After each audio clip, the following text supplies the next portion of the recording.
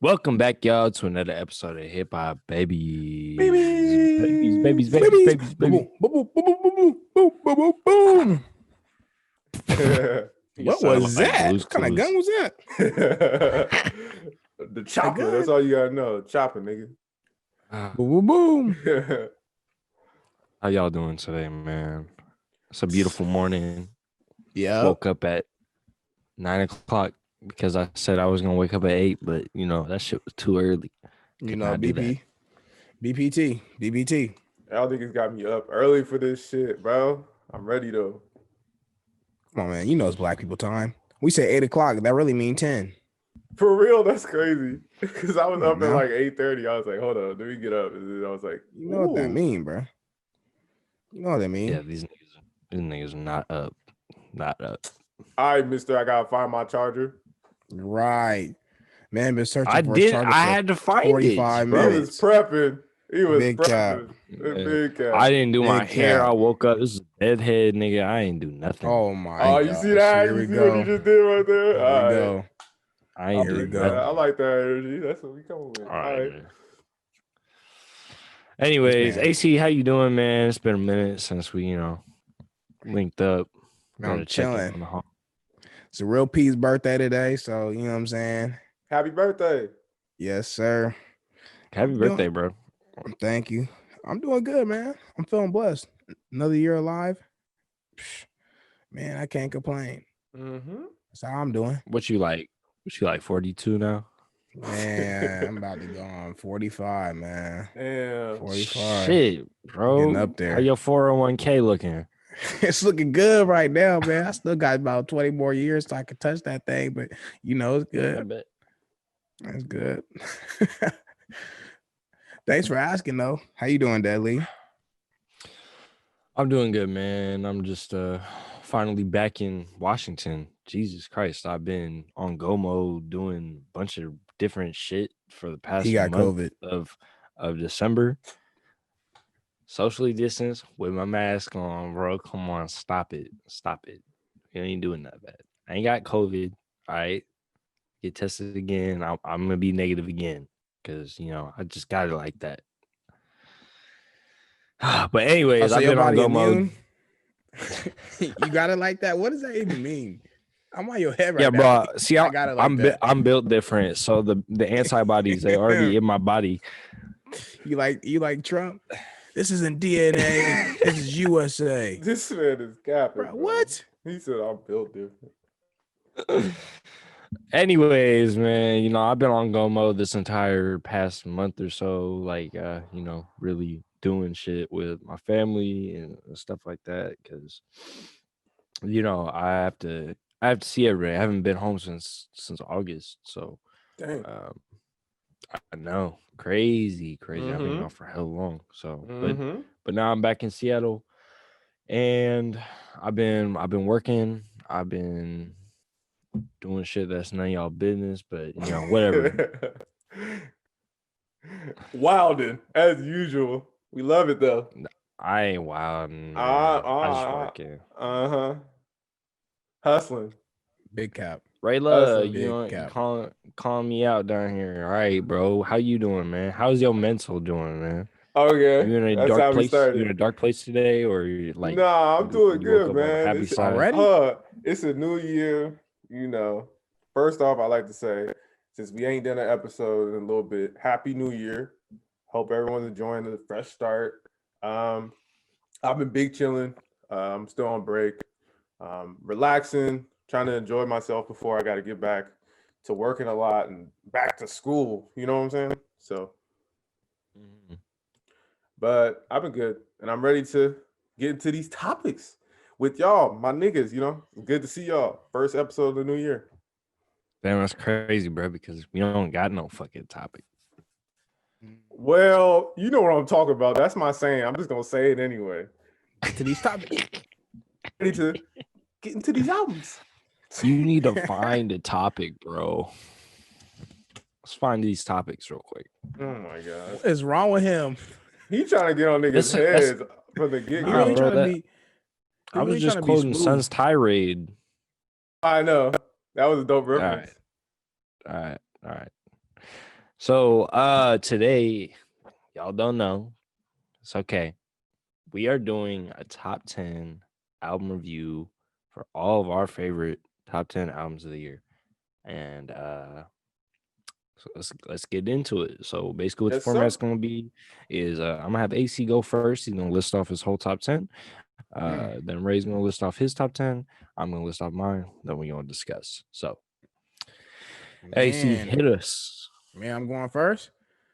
Man, let me go ahead and do it then. Let me go ahead and do it then. All right, number 10.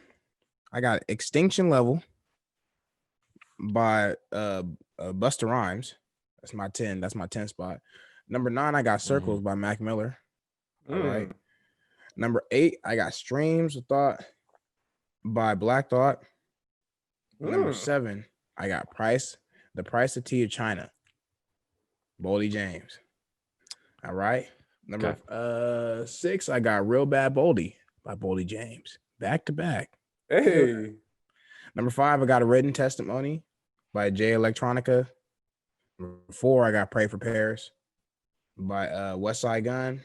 Number 3, Alfredo by Sting and what's Freddie Gibbs. Why I draw a blank on this name every time, bro? Freddie, bro, I don't know why I do that. Bunny Rabbit, Cocaine Seller. All right, number 2, Burden of Proof, Benny the Butcher. Number 1, From a King to a God, Conway the Machine. Okay, coming with that heat with that list. I see you. That's That nigga love his coke rap. Yes, For sir. real. He been Yes, hustling. sir. He been hustling on the low. We ain't even know it. Nah. There's nothing there. There's no side note I'm trying to give y'all. That was a solid list. All right. For sure. Do I just go now? Do I just go?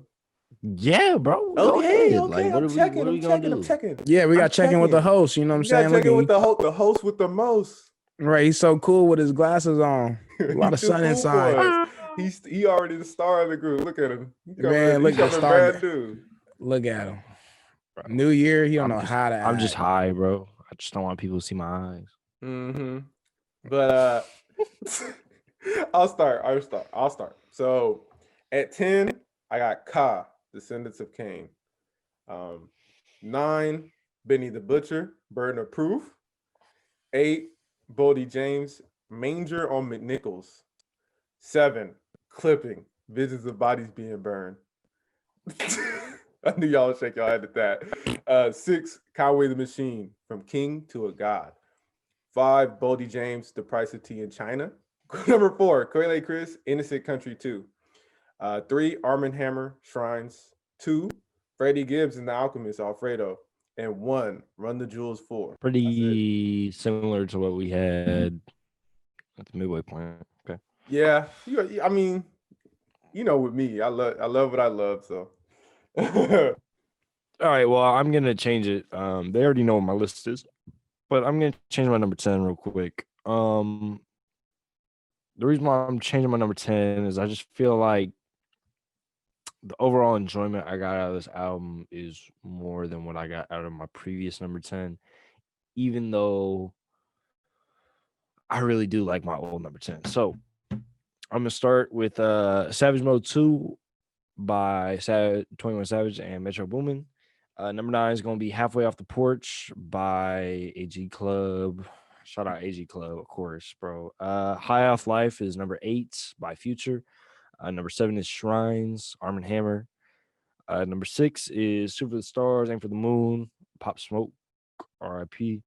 Number 5, Real Bad Boldy by Boldy James. Number 4, From King to a God by Conway the Machine. Number 3, Unlocked, Steph Curry. Yeah. Shout out Steph Curry, by the way. 62 points. That's my nigga right there. We're off. Dropped him. Unlocked by Denzel Curry and Kenny Beats.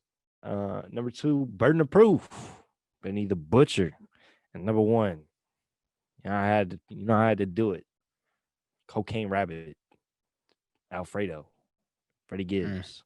Number 1. Goat shit. All right. We all had a solid list though. We had some fire on our list. Every one of us had some fire. You know, Except Clipping. even deadly. Don't talk Except about. We're gonna Clipping. get into that. We're gonna get into that when we talk we about. sure can. All right, yeah. We You sure trying to can get gas? into You that. trying to gas? Let's All get right. into it right now, bro. Go ahead. We get into it right now. All right. What Well, you gotta say, bro? what? What I gotta say about Clipping? Oh, we finna get in the clipping first? Okay, No, yeah, no, we no, can- no, no, no, no, no, no, no, no, no, no. Start from 10. Start from 10. I need to prepare myself. I know y'all coming at my head. All right. We for sure coming at your noggin for that one, bro. Like, so All let that right. off the list. All right. So, AC. What Mm-hmm. you have at your 10 spot? Extinction level. that. What made Yeah, you that pick? What made you pick Busta. that album? That Busta. That was fire. Busta Bus. Busta Bus. The one we trust, Busta Bus. That Chris Rock in there. The Busta Bust. He really got the best outros. I mean, that's a side note. But hey, real talk. I think he came back. He came back with an album, right? After being out of the game for a little bit in terms of making a project. Like, I mean, he's had features here and there. He sprinkled a little bit of his old school here and there and some features, but this man came back with a whole album and it was tough. Like, it was good. Like, I feel like the fact that he has been outside the rap game, well, I mean, he's in the rap game, you know what I'm saying? But he's been outside, not making projects, not really relevant per se, and then coming in and making an album like this, I think that's pretty tough. I think it's dope. The beat selection was dope. Do I even have to say it? I have to say it in my argument. He had Kendrick Lamar, bruh. We ain't heard Kendrick's voice. Like, that's pretty much all you need. He had a Kendrick verse, and Kendrick verse was rocking on a Michael Jackson sample. Yeah, that was fire. That was fire. Come on, bro. Like, what? Look over your shoulder. Look over your That shit shoulder, was honey. Like, bro, come on, clean. bro. And the beat was crazy. Bruh, he was rocking. But the beat selection was dope. Yeah, it was dope. It was solid. I was impressed, like, because I didn't know, where he was gonna come from, like where, even though it's called Extinction Level 2, nod to the classic. He had been out, like you said, for a minute, and for him to make this flow, it was dope. Had a Kendrick feature, the only Kendrick feature this year. That's it. It's wild. Even though it's old, it's still nice to hear Kendrick still. Right. And it was just like, dang. I mean, I don't know if I would put this up there with mine. I mean, I feel like a lot of albums belong up there, but I just feel like Busta didn't. I don't know. I haven't really liked anything that Busta has done project wise, really since his freshman project. I feel like that's his strongest album he's ever put out. And since that point, I have not really liked his albums. But Kendrick feature being in there, some of the ability to be able to transition into new school being shown by Busta, it was mildly impressive what he was able to do with this album. So I'm not gonna shit on it, but like it's not there for me. So that's fair. I mean, the thing is, like, he is older.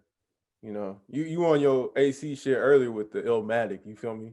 You expecting that freshman vibe. I feel like he came back. AC, like, you trying to get on.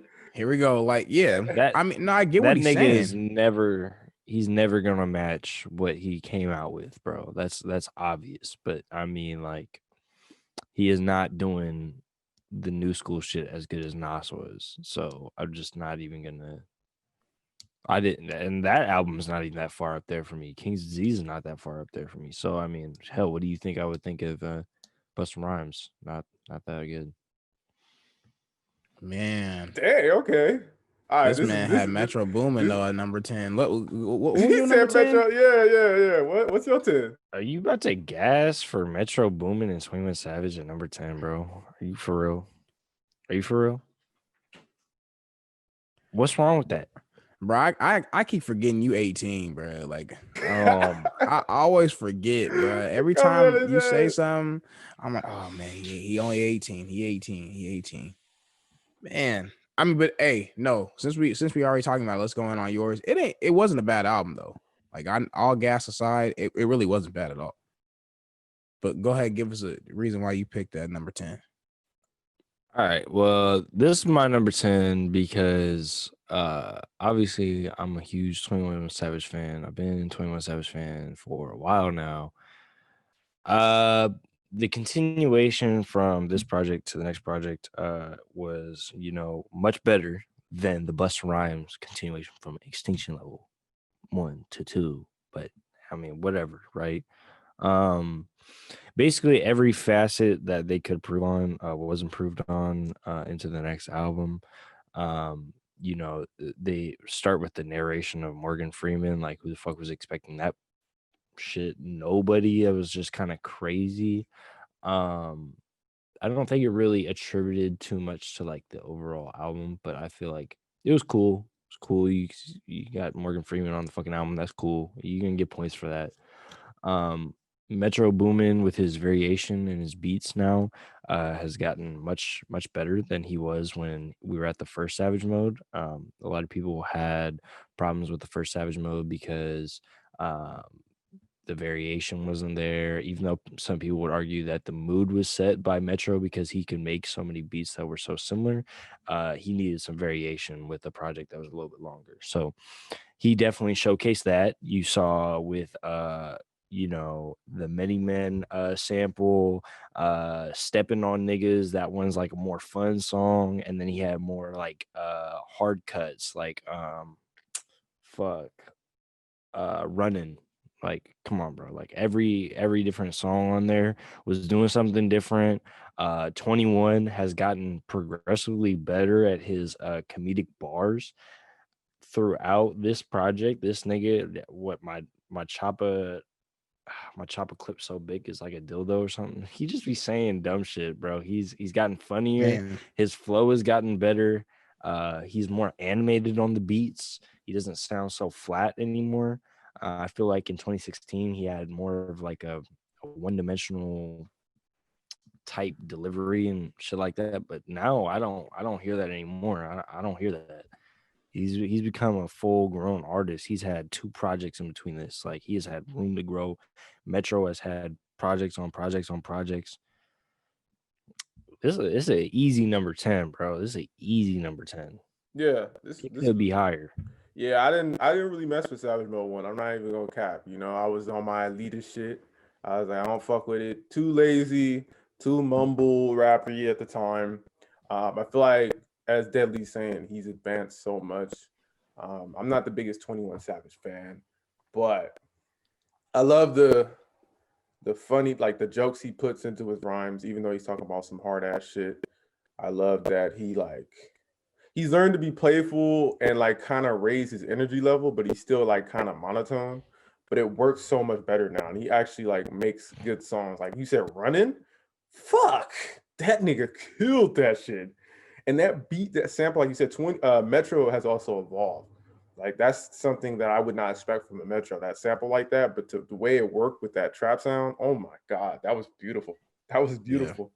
Mr. Right Now, Yeah. he had Drake on here. You know how that's gonna go. It was a throwaway track. That's the hit. You know what I'm saying?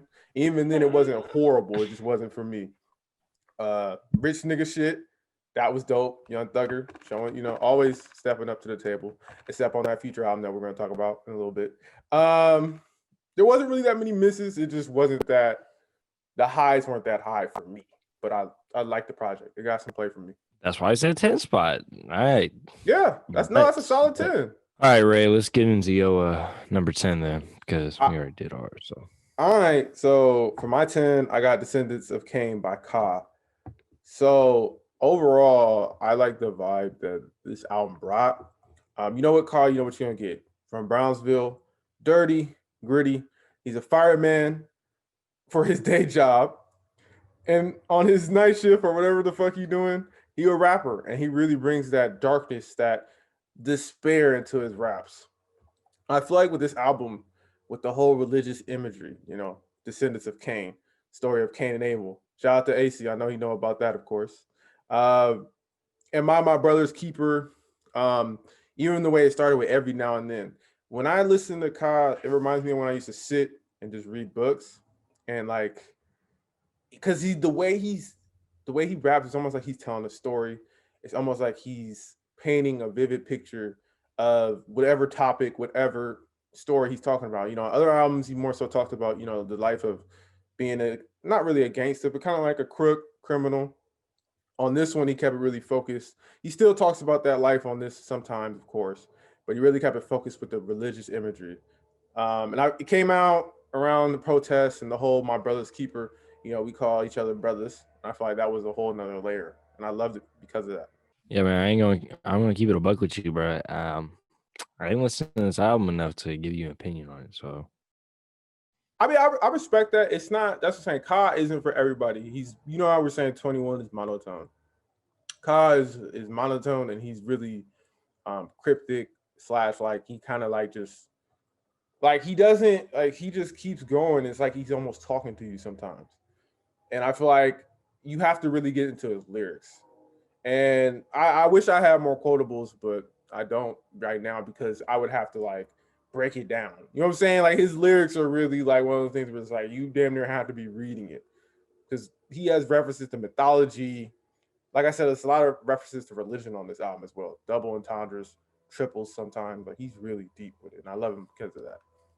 yeah, it's definitely some work. I remember Honor Killed the Samurai was a fucking heavy ass listen. So didn't feel like it this year. I guess. I mean, shit.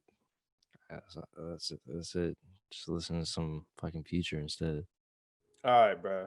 All right, yeah. Number 9. All right, let's get to number 9 before I start getting on your head. Right, talking about Future, bro. Oh, God.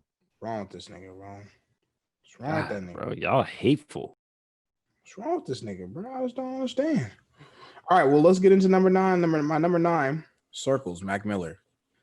So, I mean, reason I chose this was because Mac has always been, a special artist to me in terms of when I listen to him, he takes me to a place. It's like it's very interesting how his music does that. But I mean, from the old days of like Blue Side Park and different like albums like that and projects that he was doing to, Swimming, like he really was able to use his words and the instrumentals and different things like that to connect with his audience, and I really felt connected to him. And so I thought Circles was a really good album. The way that if he didn't have this whole project completed, whoever continued this for him and finished it for him did an amazing job. It was a great track list put together from top to bottom. I enjoyed it. I just love seeing the evolution of Mac Miller from, like I said, from the beginning to unfortunately his end, very quick ending, but it was a good album. The songs are rocking, put you in a vibe. Some say they were a little slower, but I mean that's what you kind of get with Mac though. You're not gonna get really some up, especially newer Mac. You're not really getting super up tempo music anyway. But I enjoyed this album for real. Yeah. I enjoyed. Yeah, this is fire. This was a dope way to send Mac off. I was sad listening to it. I went back to it a lot at first, and recently I haven't been going back to it as much because it came out earlier in the year, and also it puts me in a certain frame of mind because I miss Mac, I miss his music, and like you're saying, AC, to see his evolution and to see him evolving even in this sound, because Swimming was kind of like a letdown for me, especially with all the drama around it. And then he dropped this, and this was like, oh, so you were going even deeper in this lane, and it was about to be fire. Because songs like Blue World, Good News, like the singles were fire before this. It's just sad. It's sad. It's sad. Yeah, 100%. 100%. Yeah, not to.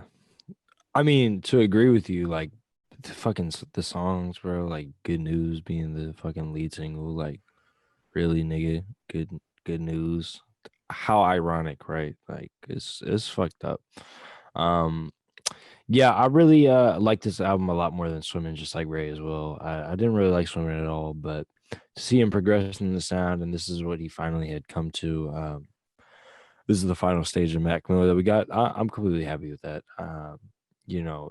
This album isn't perfect by any means, but it definitely is full of emotion, passion, and whoever finished this for him definitely knew what they were doing because it doesn't sound like somebody just release a bunch of Mac leaks or something like that. It's a very well constructed, put together album. So it's been kind of a theme this year with these posthumous albums. Is Mm-hmm. I feel like as we have to do more, as fucked up as that sounds, as we have to do more, I feel like people are getting better and better at doing these. Mm-hmm. And they're leaving behind a good legacy for the artist. So this is I could see how this is in people's top 10 this year. Could easily be in mine. I just kind of brushed it off. Yeah, same. I also think that, like you're saying, like we had a few rappers pass away last year, and what's dope about specifically the Pop Smoke album, because that's on your list, and this one is that they were alive for most of the work, I believe, on those two albums. Sometimes After Death albums, when they not like in tune with it because they passed away before, they'll be okay. These ones you could literally, I feel like you could still feel what they wanted. Like this is what they kind of wanted, and the producer, the executive producer, or the producers just finished it out, fleshed it out, either with features or something else. It wasn't like X's where they're just throwing out stuff and it's like this doesn't even sound like something X would want to drop. So that was great to see that they treated Mac right with these. They treated Mac right with this one. For real. Those X albums are garbage. Man. So, Deadly, would you have at 9? Number 9. I had Halfway Off the Porch. The fuck? AG Club. Let's go, baby. The reason why this is number 9. Oh, man, it has been so long since this album came out. This album came out in January. It's been a hell of a year since this point, man. Like, Jesus Christ. We didn't even get to reflect on 2020, but whatever.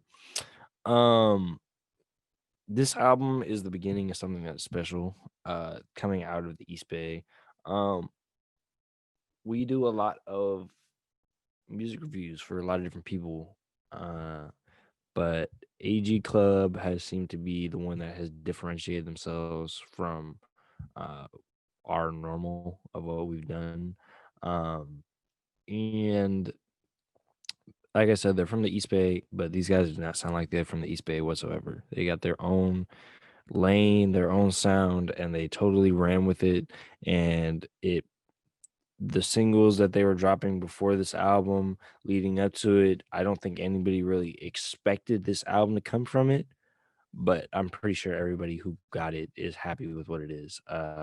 They have established a like crazy fan base. They have like 4 different merch lines already. They are about to release another album.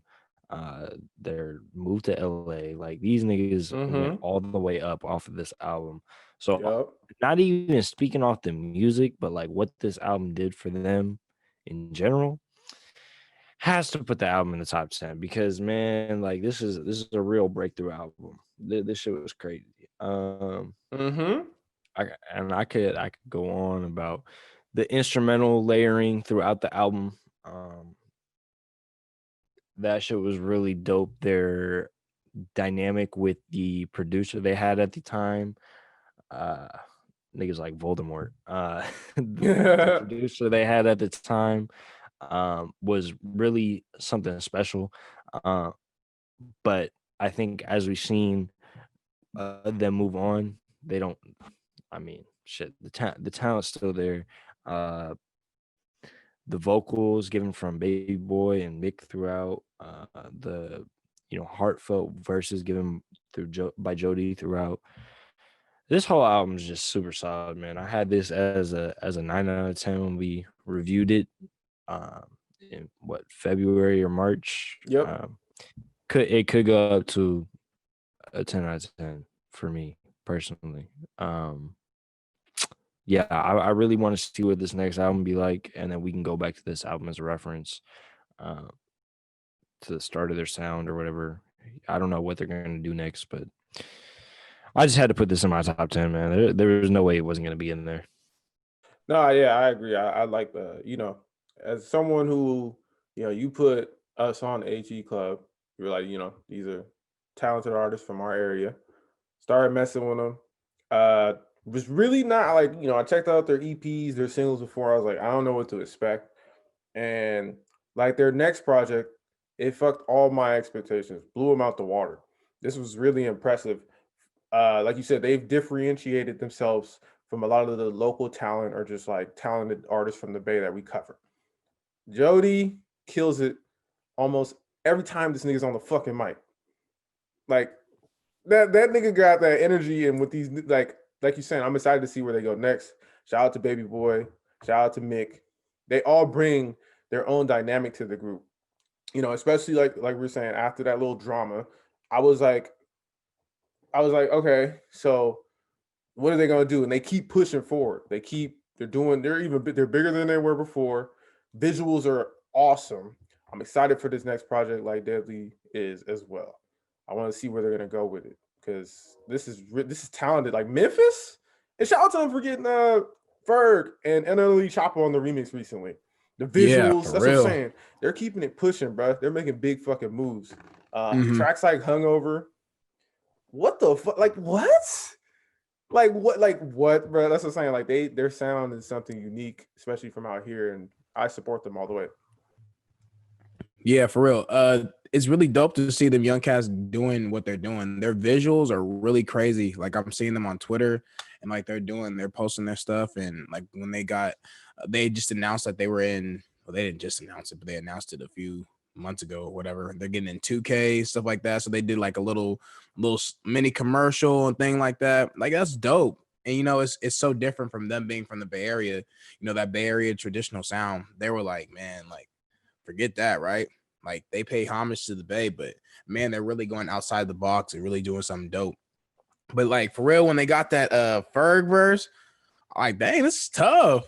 That was crazy. That was dope. This is tough. And then the NLE Chopper verse, I mean, it was whatever. Like I mean, I don't think it was a throwaway, but it was better in the context of the video. I feel like at first when I first listened to it, I'm just like, I don't think it was bad at all. To be honest, I wouldn't call it a throwaway. I didn't like it at first. I think in the video though, when you see what energy he's got and all this, like, and how he's like the dynamic feeding off, I feel like it's better. And then they got Ferg doing the Jody shot, the upside down where he rapping upside down and shit. That was hella funny. Yeah, I wonder if they probably do the same thing. Fucking shout out to them cats, bro. Shout out bar. Yeah, bro. Shout out to them caps.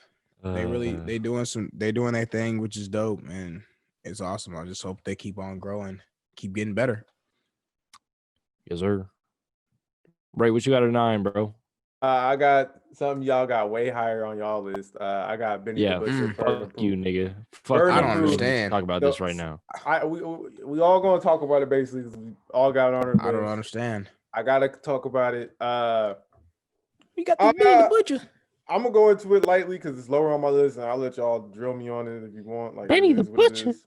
Benny the Butcher. I like this album. What kind of motherfucking name is Stop gassing. Benny the Butcher. Stop gassing. We got meat cleaver. Lamb chop. Y'all know I got my alternative taste. This came out later in the year. Griselda had a killer year this year, as we all know. Big moves. Man, this is a big part of it. The fact that he got Hit Boy to executive produce this album, all the beats slapped. He didn't miss. It was really about Benny. Benny carried the project as far as like, even if he had a feature that was kind of lackluster compared to him, he made up for it enough a lot of time where it was like, this is still fire. This is still quality. And overall, there's not really misses on this album. It was a great introduction to Benny if you are just checking for him now because he's starting to get a lot of, love. I think this was on the charts. This is the first Griselda project on the charts like that, as far as like the highest one, I believe. And all the features for the most part were solid though. I mean, there was like, Big Sean, but I don't really hate on Big Sean. I'm gonna leave that to Deadly. Lil Wayne did his little thing, but like pretty much Benny was on top of it. Songs like Thank God I Made It, he gave you the introspective. One Way Flight, kind of flexing. Famous, talking about, again, introspection, talking about how, it's different now that he's famous, and he kind of just, even though he's making money, it's kind of weird being famous, and he doesn't really care about it. I love it. I love it how he gets in his bag, and I think he has the most crossover potential out of Griselda, and it's dope to see him getting the love he is getting. Butcher coming, nigga. Come The on, butcher bro. coming, nigga. The butcher fuck? coming, nigga. Come on, How man. can you have this I at don't know. 9? I have no clue. I have Deadly. no clue. I don't understand. Like, how does This this nigga man damn have near this made at it 9? was almost album of the year. Like, what the fuck? Bro. All right, but and whatever, man. Whatever. I don't understand. I mean, do you want to go Hit in Boy. first? Yeah, let's. I mean, we could duo dynamic this shit, bro. Hit Boy, Right. damn near producer of the year, man. Yeah, for real. And this project to me, better production than the Nas album. I don't think that is competition. I don't think so at all. I think that this album, the way he had that synergy with Benny the entire time, doing what Benny wanted to do with whichever narrative Benny was going with, Hit Boy followed right after. They were lock and step or whatever the fuck the saying is. These motherfuckers did not miss together once. I can't name a track that he missed on. Like, I'm looking at this album, bro. What track did he miss? The only thing I can say that he kind of missed on was having a Big Sean feature. Man, don't even get me started. That's the only miss. Like, the Big Sean feature, Lil Wayne, he look, you already know how I feel about Lil Wayne. I feel like Lil Wayne is washed up, but even at Lil Wayne washed up, his feature in this was good, right? Dom Kennedy was. Dom Kennedy feature, whatever. We could have done without it too, but other Push than it to the limit, bro. What miss did he have though? Even with some questionable features, there was no miss. I didn't say there was misses. It's just it came out later in the year. I got a lot of replayability from the albums that are higher on my list. Like that's what I'm saying. This was a good year. That's why it's lower for me, and I'm not shitting on it. I'm not talking shit. Like, this was a top tier album, one of the better albums this year. It's just lower on my list because I didn't replay it as much as my other albums. I didn't bond with it as much. You feel me? That's all it is. I mean, it's crazy. Thank God I made it. All right, bro. Yeah. Come on, bro. Yeah, like, all right. So when we get in the future next, I don't want to hear shit. I'm on your head. We on your head, nigga. We ain't done. We ain't done with Benny yet, bro. This nigga he was rapping his ass off. People might want to say that Tana Talk 3 or Plugs I Met are better than this album. No, nigga. Stop it. Stop what you're saying right now. That's not it. I don't care if you want a more gritty vibe to it or you felt like that was like more like your sound that you're going for. I don't care. This nigga rapped his ass off better than he's done in any other project. His lyricism was top notch, did not skip a beat. And it was the most mainstream crossover worthy project that he has had to date, just like Ray had said. So I don't want to hear that shit. This nigga had the worst Big Sean verse of the year on his album, and it's still a 10 out of 10 project. I mean, man, really, like, I don't know. Ray, you Sean. Don't get a pass, bro. You really do not get a pass. It's not a pass. It's in my top 10. I can see if I had it as an honorable mention. But you have it at 9, bro. Like, that is basically on the cusp of not being in your top 10. Sorry, don't worry, Ray. We gonna get on Deadly next, but I'm just saying, I don't know where you coming from. Like, this, bro, this album was fire. It's gotta go up. Number 9. You are, bro. Sly Green, bro. Come on, Famous. Okay. Bro. Sly Green. When he goes in on Sly Green, that might be one of the hardest songs on the album. Like, what? Yeah, that song is so hard. I swear, I feel like I'm just gonna name every track. War Paint. That's what I'm saying. When they link up, the trio link up, it's over, bro. Like, I get it. Cheat code. And then he gonna end it with Legend. Like, can you let me slide though? Can you let me slide one time? Can you let me slide? Bruh, I don't even know where you coming from. You almost as bad as Deadly putting Future in your top 10, bro. No, it's not, bro, because it's still in my top 10. It's just low. It's low. I know it's low, but I like my sounds for a reason. So it is what You it is. gonna listen back to this and you gonna see this and you go like, man, I don't know why I had that at number 9. You gonna come back. You gonna keep replaying that. And you gonna be like, bro, what was So I we thinking, get all right. bro? We getting on each other about placements. Like I'm getting on y'all head, nigga. Let's go. I like this All right. energy. Let's All fucking right, go. then. I love it. All right. Man, right. I guess we moving on to number 8. Yeah. On What 8? you have? What you have at 8, bro? All right, let me Yeah, get my list. Streams of Thought. I mean, y'all can't gas me on that. Like that was fire. Like this nigga just picked his list so he doesn't get gassed. He didn't do nothing crazy. Damn near. So No, he didn't get no, gassed. This is how he constructed his top 10. That's not But now I'm true. gonna gas you for not picking anything outlandish because That's you're scared. not true. You're scared. It's That's okay. not true. I'm not scared. I'm not scared, bro. This list is like really what I listen to and what's on my playlist, bro, from 2020. This is it, bro. Like I'm not capping. I mean, as I mentioned to y'all before on the side, I was saying how Black Thought I don't know what okay. How I mentioned to y'all on the side, before we did this podcast, how I was talking about Black Thought and him being a album. I know y'all say, oh man, you didn't listen to him when he was in the Roots. Bro, I respect the Roots. The Roots was a great, band, whatever, right? They put out great music. I'm not gonna sit here and like act like I slapped the Roots. I didn't. Right. I was really introduced to Black Thought, seeing him freestyling on Sway in the Morning, Funk Flex, different stuff like that. And that man was killing it. That Ray man Love has grilled, left the chat. Ray Love has left the chat. Bruh, it's good. Bruh, he was grilling the mic every time he would step in the booth, bro. Like straight up grilling it. So I'm like, man, this man got an album, bro. This man's album was fire. Like, bro, let me pull up the track list. All I know is Good Morning. I remember that one. You know what I'm saying? Good morning. Then he had this track with Schoolboy Q that was hard too. Like he had some dope features too. Like the beats on here was rocking. Like the production was crazy too. Who produced that? I don't know who produced this album, but it was fire. I don't know every producer. I don't know. Like, yeah. The beats on here were nice, though, as you're saying. Just like one. That's what I'm saying. They were rocking. Fun. You know what I'm saying? They was rocking for real. I mean, he had a whole bunch of tracks on here. Thought versus Everybody, Stake'em. I mean, bro, everything was dope. What else was on there? Oh yeah, Nature of the Beast was crazy. But I thought this was a dope album. This was a dope project. Those are the tracks I mentioned. Those are what I got in my playlist. That's what I'm continually listening to. I feel like when people put Nas in their award shows to win an award, I feel like they just overlooked Streams of Thought, Volume 3, Cain and Abel, entirely, because there's a lot of similar themes between the Nas album and this Black Thought album. I mean, but it's easier to put Nas in there, bro. You feel me? Like it's like Nas is more well known.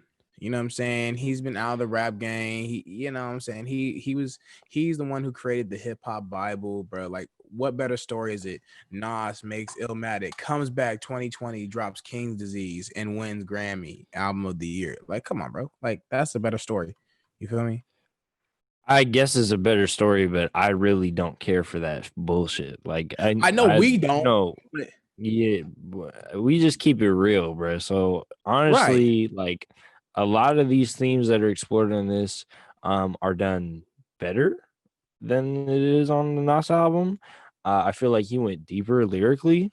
That's not even a debate, because I feel like Nas wasn't even going that crazy lyrically on King's Disease.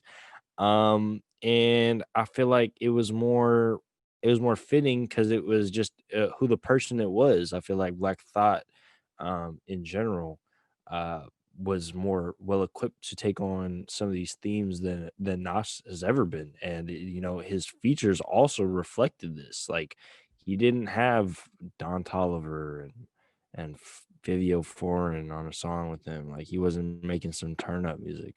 I feel like Nas, even though he was making some reflective music on the current state of Black America, he didn't fully commit to that. So I feel like he couldn't give you the same impact that Black Thought did on this project. And that's just from like a a thematic stance. I'm not really going to talk about nothing else, but I just want to give Black Thought his due credit, because this could easily be in place of Nas's album in the Grammys. I don't think that album should really be Grammy nominated, but I don't agree with a lot of them. So I mean, Nas did have a really solid project. I like that Nas album. It could be solid. Yeah, but solid. here's the thing, There were great albums this year. Like, if anything, I take out D Smoke's album and put out Black Thought. oh, okay, yeah, I forgot. I forgot that That's what I'm D Smoke saying. even That's what I'm saying. Like, Nas just dropped a project that was like forgettable. Like, I still have a few tracks or one track on my playlist. Like, Nas. D Smoke on that Netflix show. Put some respect on his name. All right. I mean, I ain't trying to say D Smoke solid. He's not. Hey, cool. He cool. I just forgot about that project. And with Black Thought, I'm not forgetting the Black Thought project. I mean, like you said, the religious imagery, Cain and Abel. I picked Ka. This could have been in there. It could have. This is a thought. Like it's not that I forgot. It's just like I didn't know where to put it if I did put it in my list, and that's dope that AC put it, because this is one of my favorite projects too. Like, I love what Black Thought brought to the table with this one. Showed he could make a full project on his own without the help of the Roots, like the band, and brought the introspective lyricism, brought the little thematic shit, especially with the beginning where I'm Not Crazy, State Prisoner. Those were dope ass tone setters. Amazing. The singles, Good Morning, Pusha, like every feature, as you're saying, they brought. When you rapping with Black Thought, you got to bring your A game, and everybody brought their A game. There was not a miss. Like you're saying, the difference with Black Thought's features and Nas features, I feel like Nas, he's still in that lane where he was trying to do a newer sound. This is Black Thought. He didn't just rap his ass off. Like, I mean, he did rap his ass off on every track, but it wasn't like Thought versus everybody. And that's what I was worried about. We didn't get that from this project. We got a whole bunch of different topics, different layers. And I love that. Like, shout out to Black Thought. This was a good year for you, man. Different topics, different song types, well-constructed choruses. It wasn't just so emphasis on the rapping, the bars, the lyrics, which I feel like that's a lot of the time what we get from Black Thought. But I feel like he is, even though this nigga is full-grown man, he is matured as an artist to a certain degree with this project. And that's what makes this project so special for anybody who listens to Black Thought. Is another step in growth for an artist is always going to put an album way higher for anybody who listens. Yeah, I need a Roots album done this year, please. I need it. But shout out to Black AC, the Roots. They was an I band. Wait, I don't think I said I band. I'm about to. It was a good band or whatever. I could have grilled that nigga for 40 minutes about the Roots discography right there. Like that was disrespectful. We gonna let him slide. I'll let him slide because I like AC. Bro, I'm not gonna say it's his birthday. I'm gonna be nice on the nigga. Bro, I'm gonna be nice. I love you, thanks, bro. Ray. Hey, thanks, Ray. Even though you got on me about burn the proof, I'm gonna let you slide. That just didn't make any sense, bro. Like, that just didn't make sense. Like, I don't even understand. Don't get me started on that. How you have that at 9, bro? How you don't know about Black Thought really until recently? Not recent. Move on. Yeah, no, it's not recent. Deadly. What did you It ain't have? recent. On Facebook in 2015, he saw a Black Thought clip, bro. What are you talking about? Okay.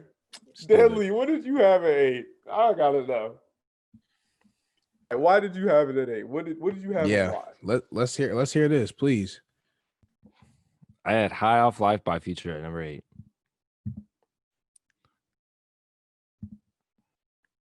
Bro, let that sink in.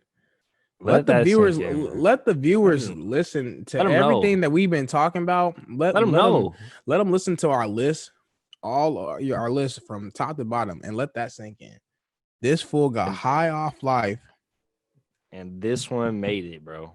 And this Mm. one made it. Mm. Crazy. So the other trap album that I might have put on here, I had two that I might have put on here, was either Pluto Time Baby Pluto or Barnacles by Saw Baby. High Off Life is the one that took the cake. You know, there's not much I can really say on this album except for if you like Future, this is your album. Future from DS2 Future, he's back. This is him. Toxicity, lavish lifestyle, duality of, you know, this nigga being tormented mentally 24/7, because that's just basically who he is at this point. It's on 10. All of it's on 10. The intro with Trapped in the Sun, High Tech Tech, the flows are crazy. You know, Trapped in the Sun might be one of my favorites off of here. Touch the Sky went crazy. Solitaires went crazy. It had a Travis Scott feature. I feel like that was one of the best Travis Scott features of this year. I don't think that Travis Scott has been that good on features or getting features this past year, past 2 years. I mean, I feel like he had that one long feature run where he was really good, and now his sound is kind of worn out a little bit. But this song, I think him going back and forth with Future was really good, and they did a solid job with reviving some of Travis's sound. One of my niggas, just, you know, gritty song, repetitive as fuck, but I mean, it's one of my favorites. That's just what it is. We can get into Trillionaire with Young Boy, Never Broke Again. It's a okay song. I feel like sometimes Future and Young Boy be going out of their vocal range a little bit on this track. And if you don't like Young Boy at all, you won't like the song. That's just what it is. But if you do, I feel like it was a really good song for a lot of people. I do gotta talk shit on one song, Harlem Shake with Young Thug, because I don't know what Young Thug was doing, but No. you know, Young Thug is usually a very charismatic and energetic person, and that was not the case on this. He sounded way out of character. Yeah, didn't sound like Young Thug whatsoever. But luckily, after that, we got a great 4-5 track run with Up the River, Pray for a Key, Too Comfortable, All Bad, Outer Space Bitch, Lil Uzi and Future's dynamic that we got to see on Pluto Baby Pluto. This was an early look into it on All Bad, and I thought that was one of their better collaborations, even as compared to that whole album that we just got. I feel like this is up there with those. Just through and through, man. Through and through. Yeah. The choruses, the beat selection, the way he flows on this whole project, it's 9 out of 10 to 10 out of 10, man. And if you ain't a Future fan, you're not gonna understand, and that's okay. I like how he did. I like you just gonna thought if you're not a Future fan, I get it though. No, I get it. Cause I was gonna agree with you on that because I am not a Future fan like that. So Wizard was solid, but even then, it's not like, yo, I'm hella slapping Wizard. I just thought that was a better Future project to me compared to a lot of stuff he had been dropping recently. And I've heard some people, just like you, Deli, say this is like a comeback album, or this is like a really good like throwback to his older sound. I get what people are saying by that, but the features for me in some of the songs were throwaway.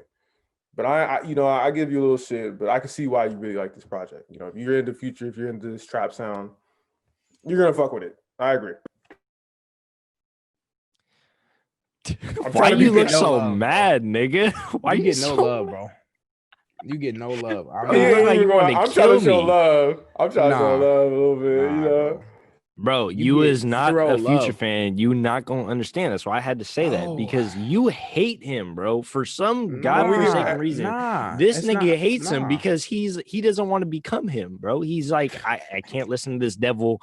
I can't listen to talking about all this toxic shit. I can't have that. You know, he go to church. He pray, bro. He can't listen to Future. Like, oh my gosh. Feeling But I niggas can- like that right and now. that's all right. I can listen to albums about slanging cocaine, bro. What?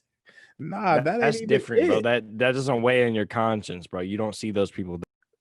Oh my gosh. This man is taking it way too serious. This man has it's got to his head, man. Future really got to this man's head, and I'm praying for you, bro. Like, cause it it's really dangerous out here, man. You can't let Future do that to you. I'm really, bro. Look at him. He wearing shades in the house. His life is all changed He up high now. off life. He high off life right now.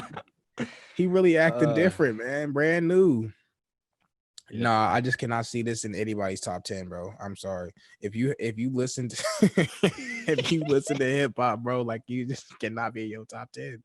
It's just that simple. If you, I don't see it in anyone's top 10 either, but I'm gonna let, because I got clipping in mind. I know y'all finna grill me, so I'm trying to be a peacemaker right He now. trying to be right. He trying to be conservative right now with it, but he know the same. He's thinking the same thing, bro. This cannot be in your top. You know, 10. I could have put my turn on here. I see my turn in people's top 10s.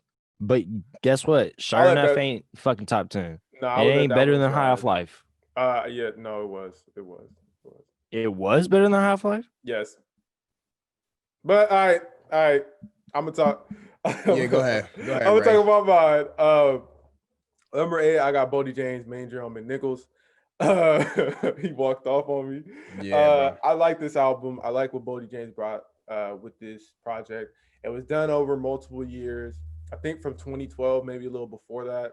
So when he was still coming up, I thought you could hear it on this album. The hunger, the need to want to do what you have to do to survive, and the ability to talk about it over these jazzy beats. It was crazy to me. Like when I first heard this, it blew me away. And I think over time I didn't listen to it as much as I expected, and that's why it's only at 8. But off the first listen alone, I was like, wow, like especially coming off Price of Tea of China, I believe. I was like, how do you go from that sound to this jazzy? Like people throw the term jazz rap out a lot sometimes when they just have like a little elements of jazz. Some of these beats were damn near just jazz, and he was just going over it. Like I was like, fuck, like Mommy Dearest Eulogy is my favorite track. I feel like he gets really dark in his bag, talking about how his mom doesn't love him as much when compared to when he was younger. She likes the younger son now, and like he's just like, because he's out here grinding and shit, and she doesn't respect him because of that. BB Butcher, fuck, like he gets really deep into it, and I feel like this is like an introspective Bodie project that really held me, especially coming off, like I said, the Price of Tea, because I was like, oh, I've heard of Bodie before, but that was like my first introduction as far as like really liking one of his projects. So for him to carry that on and bring it in a different way, it really impacted me. I love it. Yeah, bro. I remember when you sent that in the chat, and it was just like that downloadable, wasn't even on Spotify or Apple Music yet. And I was scrolling through. Obviously, I don't think it was in order. I think you had to be like a member, or you have to be signed in for it to get it in order. But I was listening to it, and like for some reason, Get Flicked was like the second or third track on there. And so I was like, and it really didn't let you listen to the whole album. So like I really got the first couple tracks or whatever order they had it in. That's what I got. But I mean, I didn't know he was making this from the span of 2012 to now. Like I didn't know he was been working on this for that long of a time. But man, Get Flicked, I love that track, bro. Like it's just, I don't know, bro. The beat is fire. Like, I mean, it's so simplistic. Like, it's just like smooth, like you said, jazz, but he really rapping on it too. Like, he really is like talking that talk, and it's dope. Like, for real. Most definitely, Man. I like totally agree. Like, that was a dope ass closer. You know, listening out of order, I could totally see, be like, wow, like this is what you coming out with out of the gate or whatever. Like, in Right, shuffle. bro. I was like, well, what? I mean, even when you listen to it in order, though, like the first track, Medusa, like it's like he comes at you. I feel like he paints really like, I don't know. It reminds me of Khan in a sense, but Bodie's way more, at least a little bit more energetic. Bodie kind of gets in his monotone bag sometimes too, but he has a little bit more hunger, aggression in his bars, and I fuck with it a lot because of that. Shout out to Sterling Tolles for this project as well, because like he had to put it all together, even though it was done over like years. This album is awesome. Like Ray said, how it's fucking broadcast of like his life throughout like is super cool, and you can totally see that as you go throughout. You know, his struggles with you know, how he feels towards his mother and mommy dearest. t- just the deepness that he gets into on himself in this feels almost like this should have been the Price T and China. But it's crazy just how Boldy has so many different projects that do so many different things for him. Price T in China was an intro project to Boldy when he's on the street, when he's doing that type of shit. This one I feel like is more in his mind and what he deals with as a person. And then the one we're gonna get into, Real Bad Boldy, is like, okay, yeah, I'm that nigga now. Like, and I'm gonna show y'all I'm that nigga. Like, it's crazy what his albums do for him as an artist and make you like him more with each different type of listen, how you can relate to him as a person, as how you hustle, shit like that. It's just crazy, man. So I can totally see why this is up here for you. I just had to put a different Boldy album, just to switch it up. So I respect that. I respect that. Now it's 7, right? We at 7. yes, Number sir. 7. Number AC, what you got? 7. What you got? Number 7. I forgot we did that shit. All right, number 7. I got The Price of Tea in China by Boldy James. What made you put that? What made you put that at 7 for you? What made you? Why you asking me like that? I have it a little higher, but I love that album. So, but we gotta I go know. into detail. What brought you to this decision? What brought me to this decision was the fact that this was the album I was introduced to Boldy with, right? So this was the first album that I listened to, or first anything I listened to with Boldy James in it. Y'all put it in the group chat. I was like, man, let me check this out. And I checked it out and it was cool. I was like, oh man, all right. So I don't have as close of a bond with it as you guys may do, or you do, Ray. But I mean, this dude had like dope tracks on here. I think why it's so high on my list, I think it's because he did sound a little too monotone to me on this album. I feel like he was doing a lot of talking. Not, he was rapping, of course, but you know what I mean. Like it was just like he was like slower rapping, like it was like what he was saying was hard. Don't. He's biting Drake. No, I'm saying Because Where Drake did do that come that. from? Drake just be talking on the beat. This nigga don't actually rap anymore. This nigga's lazy. That's okay, yeah, but Sorry, I just had to roast him. that's a whole different tier. You know what I'm saying? You gotta bring up Drake. Right. He always, you know what I'm saying? Light skin, glasses on, bruh, hair all puffy like that. He got to bring up Drake, bro. Look at that. He looking for a mirror to take a selfie right now. Light skin. But no, real talk. I think that's why it's so high on my list, was because like it's kind of he has a more of a relaxed flow, which isn't a bad thing because like the lines was still hidden, like the bars was hidden. So don't come correct, like the bars was hidden.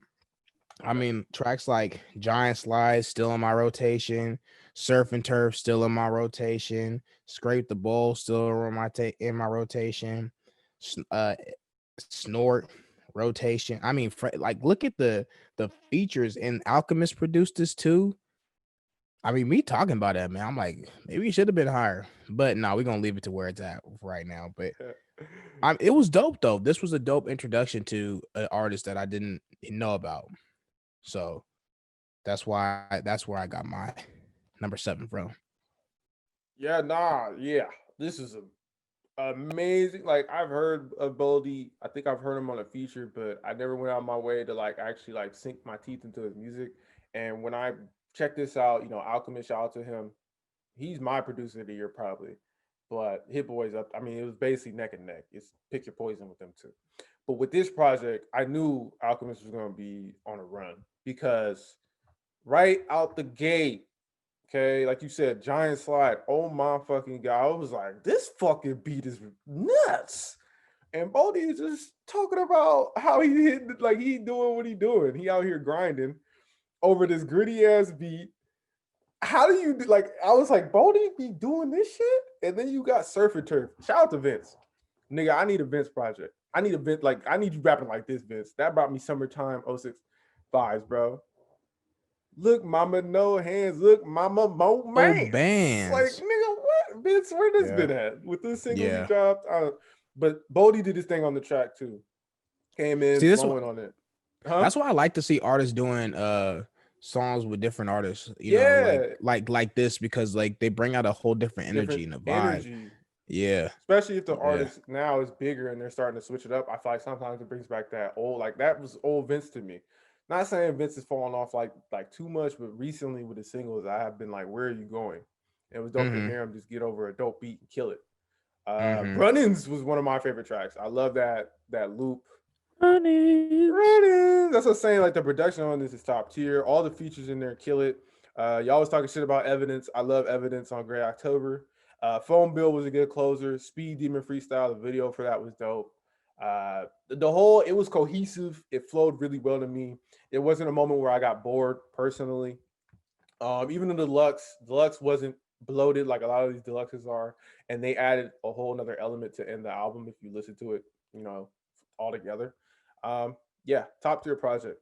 Top. That's why I have it at 5, but it's not too. Yeah, I was far. about to say, tell them Ray where you have it at. So you got him at 5. Deadly, well, you got this on your list or no? Nope. I got Real Bad But Boldy. you got Future. You got nigga. I was not going to double up on artists, and I was trying Why? to keep as much variety in my list as possible, just for variety's sake. So I can respect that. So I respect it, but you rather put trash than having doubled. Nigga, artists I could have took Real Bad Boldy off and put on Pluto Baby Pluto, but I didn't. I spared your on. ass. Oh my gosh. This man said I'm out. Cut. That's a wrap, y'all. Thank you for watching Hip Hop Baby.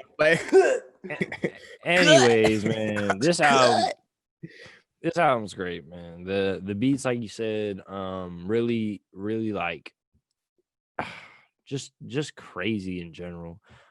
This is really what started off Alchemist's year, Boldy's year, and shit, Vince's year too on Surf and Turf. I mean, like a lot of people got some good starts to the year off of this project, and to see where they have come at this point and how much recognition they have gotten to this point after this whole year is crazy. This song or this album came out beginning of quarantine, so I felt like I was getting really deep into projects in the beginning of quarantine just because I had so much fucking time. So like this Yep. album really stuck with me because of that fact. But I did want to leave it off because I feel like the next album that I'm about to talk about with Boldy is really where he has shined the hardest. Not to say that he didn't shine on this album. I would recommend listening to this album first before you go into the other stuff. But yeah, like what a start. What a start for the year of Boldy that you guys have this at your number 6 and 7. Like, damn, bro. 5 That and was 7, just his nigga. first project. Correct. 5 and 7, nigga. Either way, Whatever, nigga was 4 for 4, and I ain't talking about Wendy's, bro. Nigga killed it. 4 for 4 with projects this year. Nigga didn't miss. Man. Yeah. Didn't miss. All right, so y'all ready to talk about mine? We get toxic in here. So, yeah, y'all ready? Yeah, I hope y'all ready. We're gonna get a little toxic in here. No. Not really. If you're in the clipping, you know what you're getting into. So, Oh gosh. my number 7 was clipping visions of bodies being burned. Oh Lord. I'm a Clipping fan. I'm gonna say this. I'm the Clipping fan in here. I love what they bring to the table. So just like Deadly said with Future, and this is why I let it slide, because he argued his point elegantly, perfectly. If you're in the clipping, you know what you're getting into sometimes. And last year they dropped a horrorcore project. It was what was it? There existed an addiction to blood, and that one was way more based in hip hop. This one brought back the industrial, the noisiness that I missed from that project. And if you're gonna do a horrorcore album, that's what the fuck I want. I want the fucking noisiness, the feeling of uneasiness when I'm hearing this fucking noise in my fucking ear, bruh. That shit is fire to me. It brings out a primal urge in me just to like be like, fuck. Like I don't understand how y'all don't feel it. Songs like Say the Name, 96 Neve Campbell. Those are more based in hip hop. So if you just want to hear something that's like not as aggressive, those would probably be the tracks I would recommend. But as a whole, I love this project. It could have been higher on my list, but it came out later and it's so perfect for the spooky season. I don't go back to it as frequently as some of the other projects higher up, but that's what I'm saying. They dropped it around Halloween too, so you got it's a certain vibe. Like literally a lot of horror film references. Shout out to the Candyman, shout out to all that shit. Like they it's crazy. And shout out to Daveed Diggs. He's in Soul recently. He's getting his money. He's from the Bay, doing something different. I fuck with Clippy, man. I fuck with him. Hey, bro. Okay, who was in Soul from the Bay Area? Daveed Diggs, the rapper in this group. So what did he do in the movie? What was his role in the movie? He was the dude at the barbershop that was talking shit. Oh, the other dude. okay. That's his voice. Okay. That's dope. That's dope. My parents was talking about that's what my parents was talking about. They're like, somebody from the Bay Area is in there. Yeah, that's what I'm saying. He's really talented, multi-talented. He was in Hamilton and shit. Like he's done a whole bunch of stuff. Oh, that's crazy. Yeah, he's been getting a lot of love. So I guess my parents like clipping too. I would not show your parents this. They'd probably will never show them. Yeah, they'll that. probably be like, you on demon time with this shit. What the fuck? Nah, bro. I'm on demon time. Hey, like, Cardi. So what y'all gotta say? Y'all got something to say? Or y'all just gonna laugh at it? Yeah, no, I got something to say. I don't suggest anybody listen to any of these tracks. Don't do it. Like I don't care what Ray said. This stuff will scare you. If you got a family, they will scare your family. You'll scare your wife, your kids, your girlfriend, your cousins, your baby cousins, your grandma. It'll scare everybody in the house. I was playing this on a speaker, and me and my girl was there chilling, and she was like, "What is this?" And I was like, "Trust me, I'm scared too. I'm scared too. We gonna have to pray after this." We prayed over the house after that because I didn't know what was happening. Like I was like, bro, what is the opening track? I couldn't get in 30 seconds into the album, and it was like terrifying. Like, don't listen to this, y'all. Okay, just save your ears. Don't listen to this. Man, I see the bracelet I got on right now. That shit's supposed to align my heart chakra, bro. I'm trying to be nice right now. It's really hard. This man corny. That was corny. That was. I mean, that's what it is. That's what it is. I went to a stone shop or whatever the fuck it is, and that's what they gave me, bro. Okay, fuck off. Anyways, I'm trying to be nice to you, right? Now I don't want to be nice to you because now y'all call me corny. So fuck that shit. This album is buns, nigga. This album is buns. If you like rap music, this is not rap music. Don't listen to this fucking album, bro. Like, you will not get anything out of this album. This nigga does rap. He does incorporate some rap in there, but it don't sound like that. It sounds like garbage, trash. It sounds like a trash compactor. All being crunched up into one. Static electricity. Water dripping in a pan. All that static shit. Electricity. I'm out of here, bro. No, that's what this album sounds like. It don't sound like music. It's not music. Like, it don't make you feel no type of way except for just like, bro, what? I want to punch something right now. Like, I really want to. That's the point. That's the point. Right. I was like, you shouldn't have said that because that really is the point. It's the point. The point is, like AC saying, to scare you, to make you feel your primal. It's aggressive. Bro, but like that, I see what you're saying.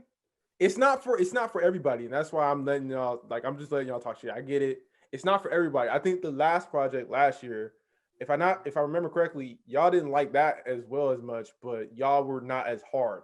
That's what I'm saying. They brought back that noisy, like you said, water droplets rhyming over that shit.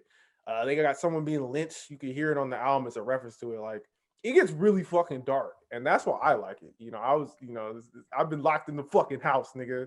I want to hear some dark ass shit every once in a while, nigga. And sit in my room and see visions of Bro, bodies being burned, nigga. It's just a lot of noise. I think that's where Deadly getting to. It's just noisy. It's just nothing but when when your TV don't work and that noise in the static, that's just what it sounds like. They It's just literally sampled that. That's a it's- sample. It's Like- noise rap. It's noise rap though.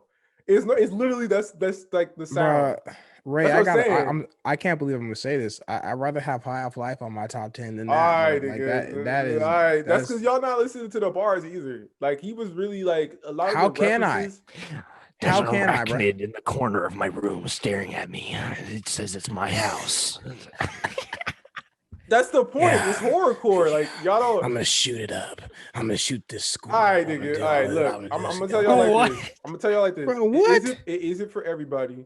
If you want to hear some alternative hip hop, if you want to hear some noise rap, if you want to hear something that's referencing a lot of horror movies, if you're a horror movie fan and you're not trying to just hear it over mostly like rap based production, check this out.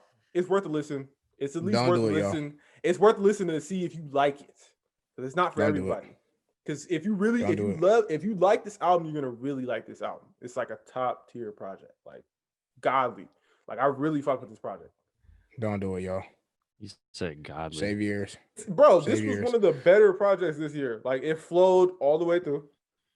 It was fucking. It was dropped around Halloween, so it matched the vibe totally. Like, come on, dog. Perfect. You said a Perfect drop. god crafted this Man, album? God, Man, let's tier, keep- as far as the let's- year. As far let's as keep the on year, rolling. All right, yeah, let's go to six. Let's keep nigga. on rolling. Let's go to Next, six, nigga. bro. Let's go to Let's six. go to nigga. Next. Hey, see, what you have at six? I'm about to get on y'all next. I'm about to get on y'all next. What you have at six? Yeah, Bro, I Baldy had James again. real bad Baldy. I went back to back with him. You know what I'm saying? I ain't ashamed. I went back let's to talk- back with it. Well, let's talk about that one because I like that one too. Man, well, for me, so as I mentioned about the Price of Tea in China, that was my introduction to him. Now that I get to know Boldy a little more, and this is the the next album that I'm checking out, right? That's I would say since that you told me what was the project? Hold on, I'm sorry. Let me get my notes out. Sorry, let me get my notes. Talk about Manger or Versace tape. No, I'm talking about Manger on McNichols. So since that was like, from 2012 to now, this is more of his album that's like here in time, right? So I think this was a dope project, right? He had some dope tracks, some beats were crazy on this album, bro. Just to give y'all some, bro, he had 1,000 Pills. That beat was insane, bro. Like I was just like listening to that, like what in the world is this? Like this is fire. Like I feel like he tapped into that. Like I feel like he does well with that jazzy type vibe. You know what I'm saying? He really does. He takes that beat and he just flows on it. Like he just moonwalks on a beat, bro. Like it's just what he does. And I like to see that it's not so as monotone as it, Price of Tea of China was, that how I made that argument. It's not as monotone on this album. I think the biggest takeaway from this, bro, like he was talking his talk, but the beats, the production was many. You know what I'm saying? But let's not misunderstand. Like this man really was rapping though. Like he really was rapping, like straight up. I mean, he had like street stuff. That was Car on 10 was crazy. It just, bro, I don't know. This man was just many. Like Ray said, he 4 for 4. He ain't talking Wendy's, but like this man didn't miss. He really didn't. He didn't miss though, for real. Well, I think it could be higher. This really could be higher on my list, but this is a cool spot for it. Haven't had enough time. Mine's only like a spot higher. So I mean, I have this on my list too. It's a spot higher, but You're 5, there's not aren't enough you? time. 5? Yeah, there's not enough time for us to put this higher. I feel like, I mean, shit. I was struggling with putting Burden of Proof at number 2, and it's No, been but like see, a that's few months. yeah, but see, that's different though. That's one. I listened to that and I was like, bro, this is hot. Like this is fire. Well, I listened to this one, and I think it's the exact same thing. Which Why- I is know, crazy. but I think Burden of Proof hit harder. Well, for me at least. That's just because Well, I'm more of okay. a Benny fan. That's just me.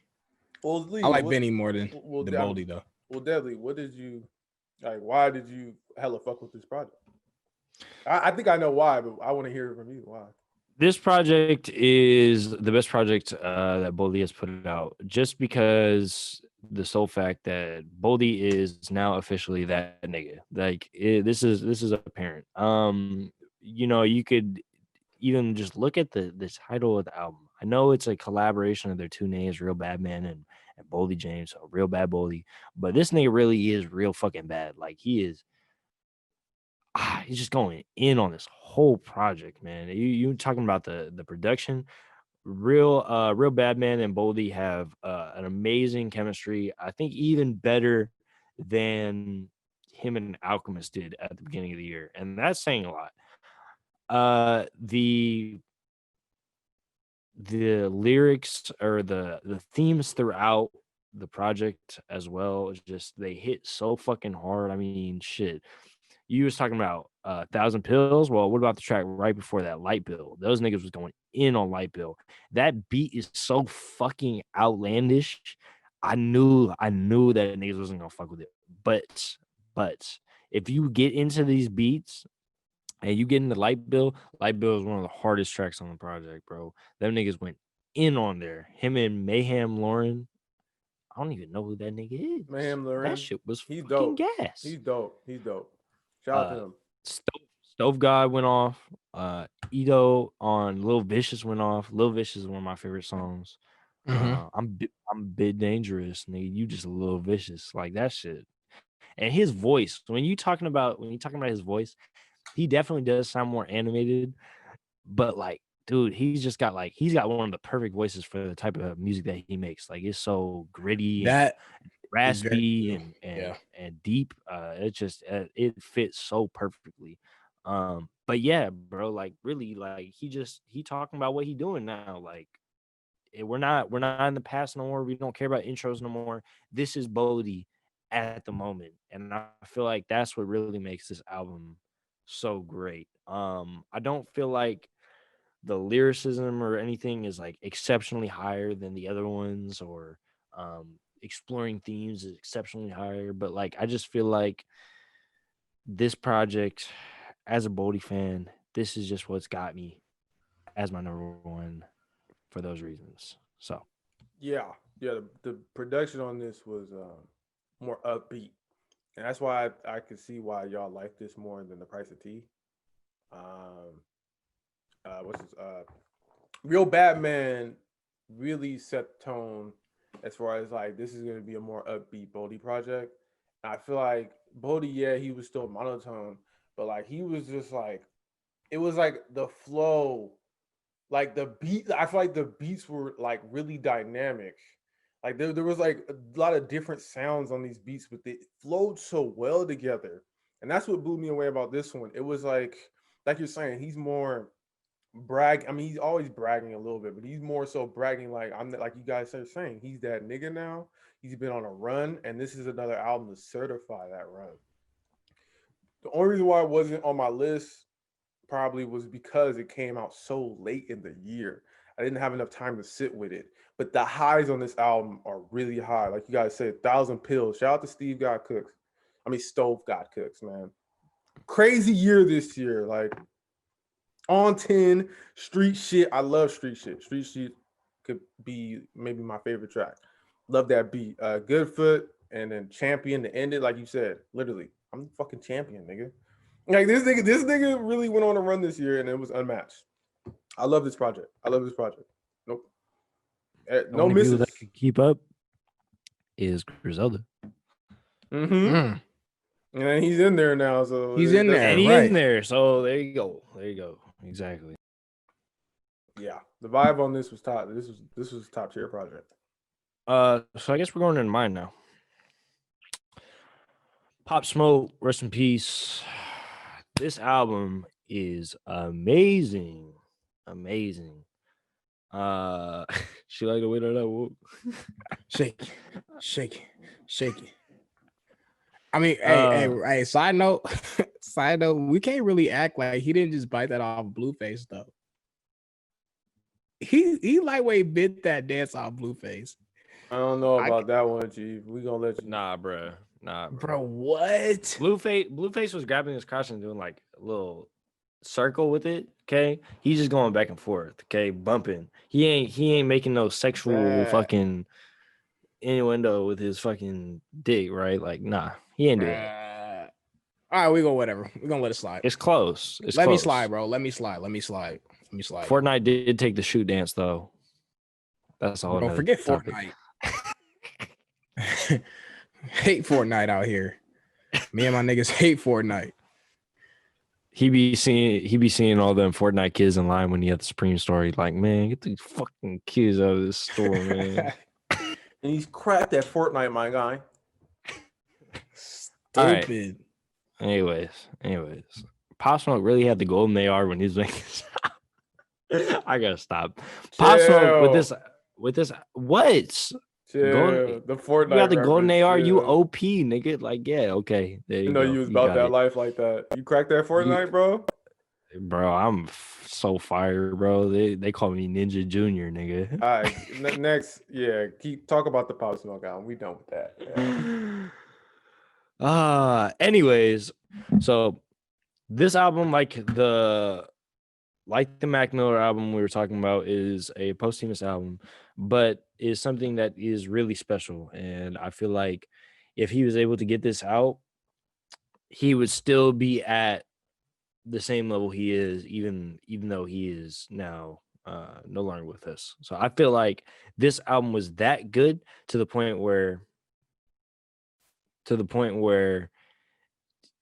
it doesn't matter like if he died. Like I'm trying to word this right, but like there's a lot of times when people die and Twitter will hype them up to a certain degree because they died, and they'll call them a legend, something like that. But this album is just like to the point where I feel like if he kept going, you saw the potential, much like XXX when he died, you saw the potential of somebody who's doing something new and doing something great. And I feel like that in turn does make him somewhat of a legend already. I mean, I'm not trying to be disrespectful to any hip hop greats or anything, but when somebody has an album like this released after they die, I feel like they are in turn immortalized. Like this album, I feel like will be immortalized, and it might even deserve to be higher up on my list because that's just how good this album is. Feel like this album did have a little bit too many songs on it, but it wasn't up to him as much as the label. So I can't really knock him for that. It was 19 tracks originally, and I think it's like 34 on the deluxe. The lasting power of all the hits on here, the song with Lil Baby and DaBaby, For the Night, is still like a top 5 track on the charts. Like that's fucking ridiculous, man. That just speaks to the power that he had with these songs. The Woo with Roddy Ricch and 50 Cent on there, that shit's insane. Enjoy Yourself with Karol G. He's doing something with the Latinx scene, making songs with them. That shit slapped. I didn't even have to understand what she was saying. Snitching with Quavo and Future. That might have been a top 5 Future feature this year, and that shit was hard. So, man, like he really got people to show up and show out on this project, and he had a bunch of different vibes on here. Yeah, it was just crazy, man. I feel like he really had like one of those voices for rap music that was just like exceptional. Like nobody really sound like him. Nobody can match what he does to the degree that he does it. And yeah, just rest in peace, man. Because fuck, man, this is fucked up when I'm talking about this album because it's just like it's so good. The potential was so good. The whole scene that he moved by himself, so good. Just fuck, man. It's tough. It's tough. But please go listen to this album. There's misses for some people because there's so many different vibes, but I feel like if you are into the vibe that he is going for, you are gonna love the song. That's the fact of the matter. So yeah, that's all I gotta say. No, yeah, this was a dope album. Pop Smoke, heard about him, checked out his other projects, his tapes. Wasn't a big fan. I like some of his tracks though. I feel like this was a well put together album, especially for an After Death album. For the Night, like you said, a bunch of hits. I like Make It Rain a lot, especially as a single. Like that vibe, that I think that's like the perfect way to summarize like his sound. And then he also has Rowdy Rebel, who was in prison, and I think that's like perfect for the New York. Like I feel like Pop Smoke was pushing New York back at the top because he was New York still. Unlike some of these other artists that are from New York now, they totally sound like they're from the South, which is interesting to me. I'm not a hater on that, but it's just it's the way the game is. He has a sound that isn't necessarily like he does. Everybody plays with sounds from the South now, but Pop Smoke was still New York at its core. His swag, his demeanor, his charisma reminded people of 50 Cent a lot. Shout out to 50 Cent for executive producing his album. Even the way the cover was announced, and then people were hating on it because it was Virgil Abloh like doing some cheap cover. Then they had to change it, and that was the whole build up to this album was awesome to see, especially because he deserved to be respected for the movement he was pushing from New York. Sad to see he's gone. Hopefully, he's about to be in a movie this year. I don't know if they're going to drop other projects, but if they do, hopefully it's as good as this one. If not, if they don't drop more, this was a good send off. Like this was awesome. This was impressive. It was, like you said, it's sad to see because to think he could have kept progressing, and like he was doing different stuff. Like there's the melodic tracks on there. It's not just hard, it's not just that hard drill sound. It's like a whole bunch of variety on here. But he still keeps it hard, and that's why I fuck with it because I like it when he's like aggressive. Yeah, I still can't believe that Virgil had that cover mocked up, bro. Like that's what he really went with. Like unbelievable. I'm gonna keep it 2 Virgils with you. That shit was not it. That was not it. AC, what you got? What you think about this album, man? I don't think it was a bad album at all. I think it was too long. It was too long, bro. Like I'm sorry. It was way too much room for him to miss. I'm not saying he missed a lot, but it was just when you have an album that it stretches that long, it's just more opportunity for you to have, tracks that weren't all the way there. You didn't put as much energy into, just releasing 10 tracks. You know what I'm saying? It wasn't bad. I mean, I don't go back to it and check it out, but there was some dope tracks on there. I know he had one with Sway Lee, right? There was one with Sway Lee. I remember that one. Like I said, I don't really check it. I don't really go back and listen, but it wasn't bad. It was bad. That's pretty See, much all I can say about it. the reason why I wasn't knocking it for being too long though is because it's not him. You can't he wasn't the one who put out this album. So it's No. Well, I'm you not can't- knocking him. yeah, I know, but like definitively, I don't think that he would have put all these songs onto this project, I mean- and they put out the deluxe, and it was just as long as the original I album. mean, Like, I feel I like think they're artists- doing. 34 Oh, songs. go is a ahead, lot. Ray. That's a just, whole lot. Yeah, that's a lot on the deluxe. I mean, that's what artists are doing. They're dropping a whole nother album as a deluxe. But I feel like it wasn't even like it was only 54 minutes, 57 minutes. Just some of the songs, it was like they were trying to do something with the features that probably made it feel longer. Like the one with Tyga, I was like, nah, bro. I mean, I'm not the biggest Tyga fan, so maybe that's why. But I just feel like No, the but misses, it is. But the misses on here, they were like noticeable. And it was like Mhm. I get what Dilly's saying, where I can't totally hold it against it because I don't know if he would have wanted Tyga on the album. You know, like it's not like some of the tracks. I Like, just they gotta think about it. He died, so maybe they wanted to put as much as they can on here. I don't know if this is gonna be the last project. If it is, you want to fit as much as you can onto the album. You I'm want gonna to give keep it the a fans something to eat. I'm gonna keep it a bean. I'm gonna keep it a bean. I think this was strictly a business move, and they were capitalizing on this man's death. I'm sorry to say it. This man was popping in the streets right before he died, and I mean, this man has so much buzz around his name, like before he died and then after he died. So why not capitalize on all that buzz and put out a 30-track album? Like that's just streams. You know what I'm saying? Like The thing is, he that, was alive for some of the like. It wasn't like he died and there was no, no, nothing together. right? Yeah. I think if anything, they might have added some features, added some That's what I'm put it saying. together. Like, But I don't think it was that noticeable where I feel like it was a money grab, as you're saying. Like I think more so like that's I more so wouldn't. when you go into the X territory, certain territory. Like this was a put Yeah, together album. I wouldn't all necessarily outright say it was a money grab, but I mean, like you said, having Tyga in a track, like Tyga makes hits. Like we can't deny that. Like this man is always on the radio making hits. I think that was like a strategy where, hey, let's put Tyga on this track. Who knows? Would Pop Smoke want a Tyga feature?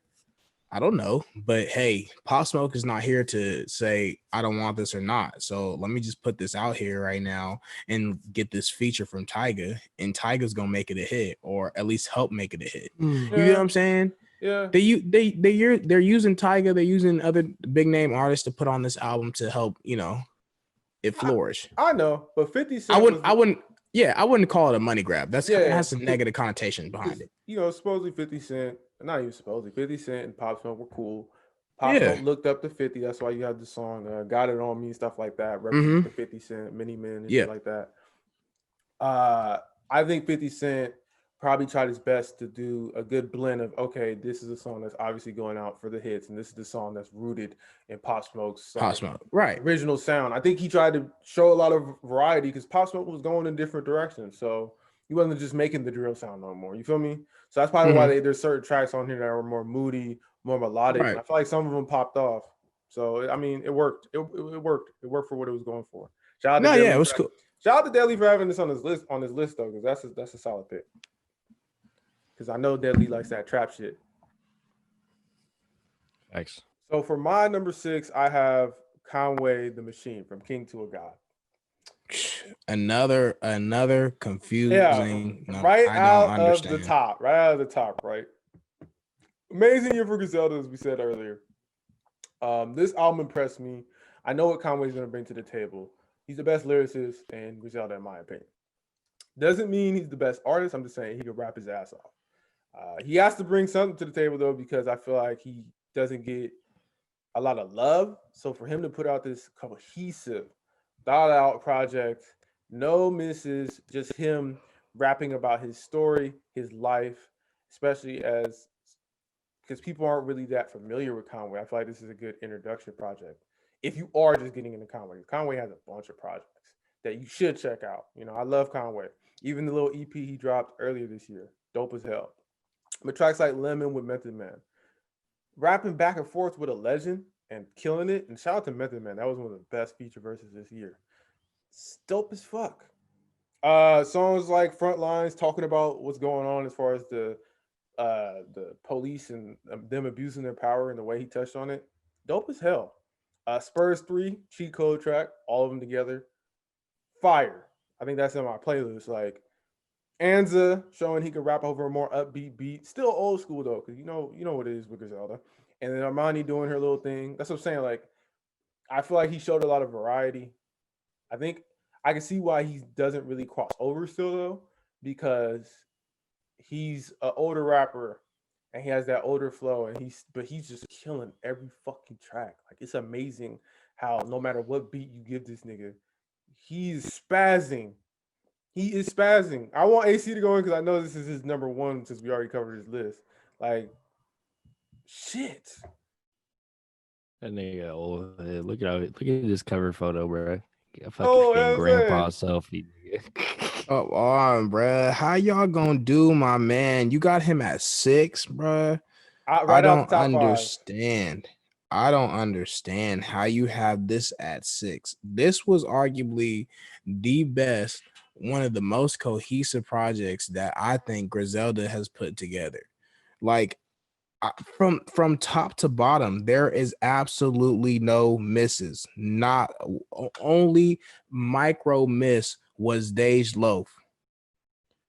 I'm gonna continue to Micro say miss. it. Only micro miss was Dej Loaf. Like I'm gonna continue to say it, bro. Like I don't think she fit the vibe that he was going for and the vibe of this whole album. So that's why I say she missed. I love Dej Loaf. You know what I'm saying? I rock with her, but not in this album. But other than that, I mean, from top to bottom, bro. Like, I, what song went wrong?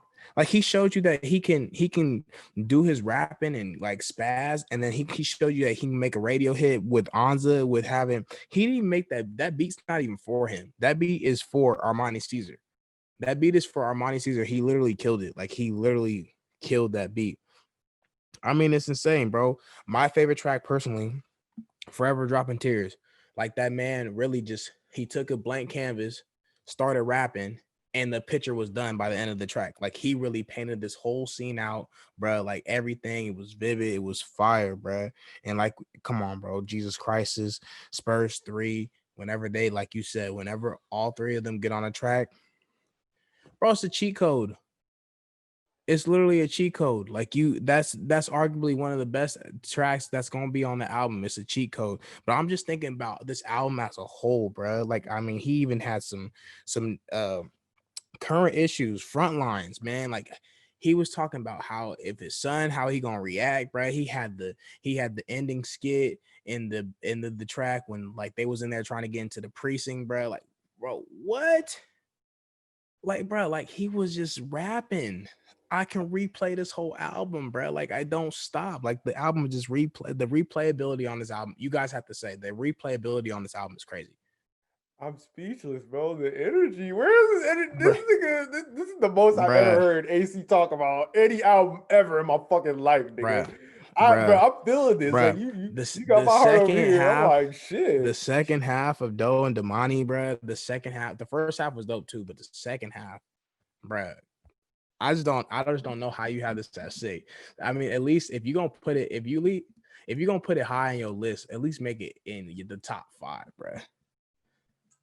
Number 6. I could have, but the thing is, like I said, replayability and I bonded with projects earlier because of quarantine. I feel like it changed the way I listen to music, and because of that, there's certain albums I bonded with that came out during the protests, that came out during when COVID was first hitting. That's what it is mainly for me. And I needed more time, not more time to sit with it because I had a lot of time, but it's like I had a lot of more time to sit with the albums higher. You know what I'm saying? But that doesn't take. That's what I'm saying. There's no like all the albums on my list. Pretty much, I don't really think they have misses like that. So it's not me saying like, oh, this one is like crazy better. Besides like my one, which I think is amazing. But I can slap all these albums all the way through pretty much if I really want. Yeah. Just so people know, this is my number 1. Yeah. If they couldn't tell, this. Yeah, the way you was breaking that shit down, nigga. Damn, he's eating that shit up.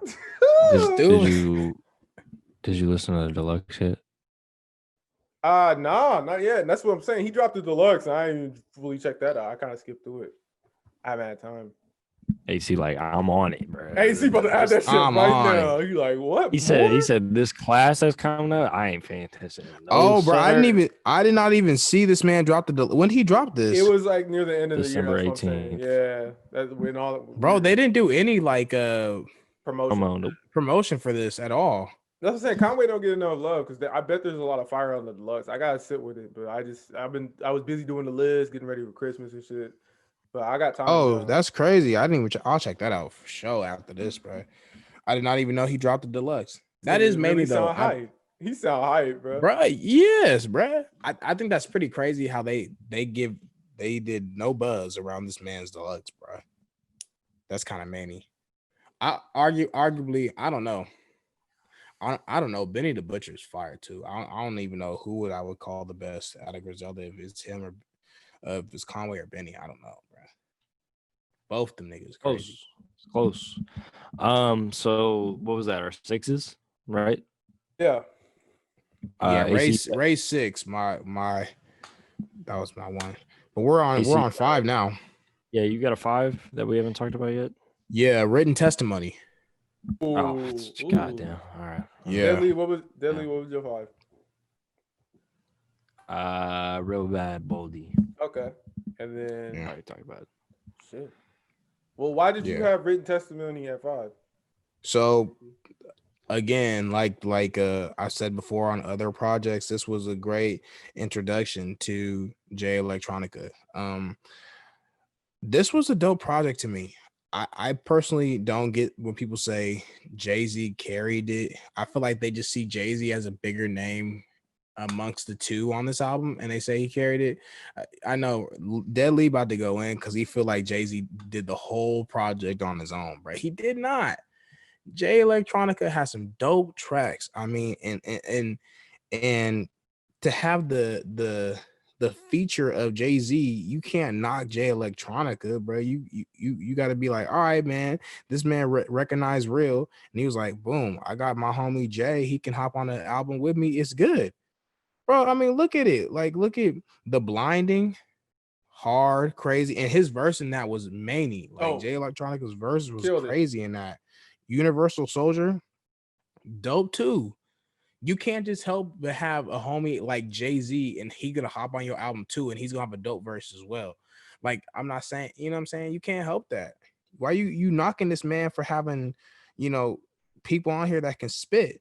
Ezekiel's Will, fire too. I mean, bro, he had hold on. What The Never Ending Story, crazy. Great movie, bro.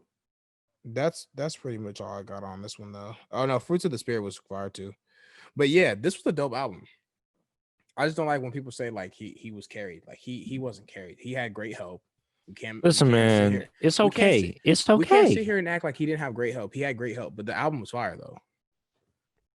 Tell me it wasn't. I mean, it's not up there for me. But what I will say is, you got Future on you got Future at like number 7, bruh. I do. Is at 8, but that's besides the fact. That don't make sense. Jay Electronica, bruh.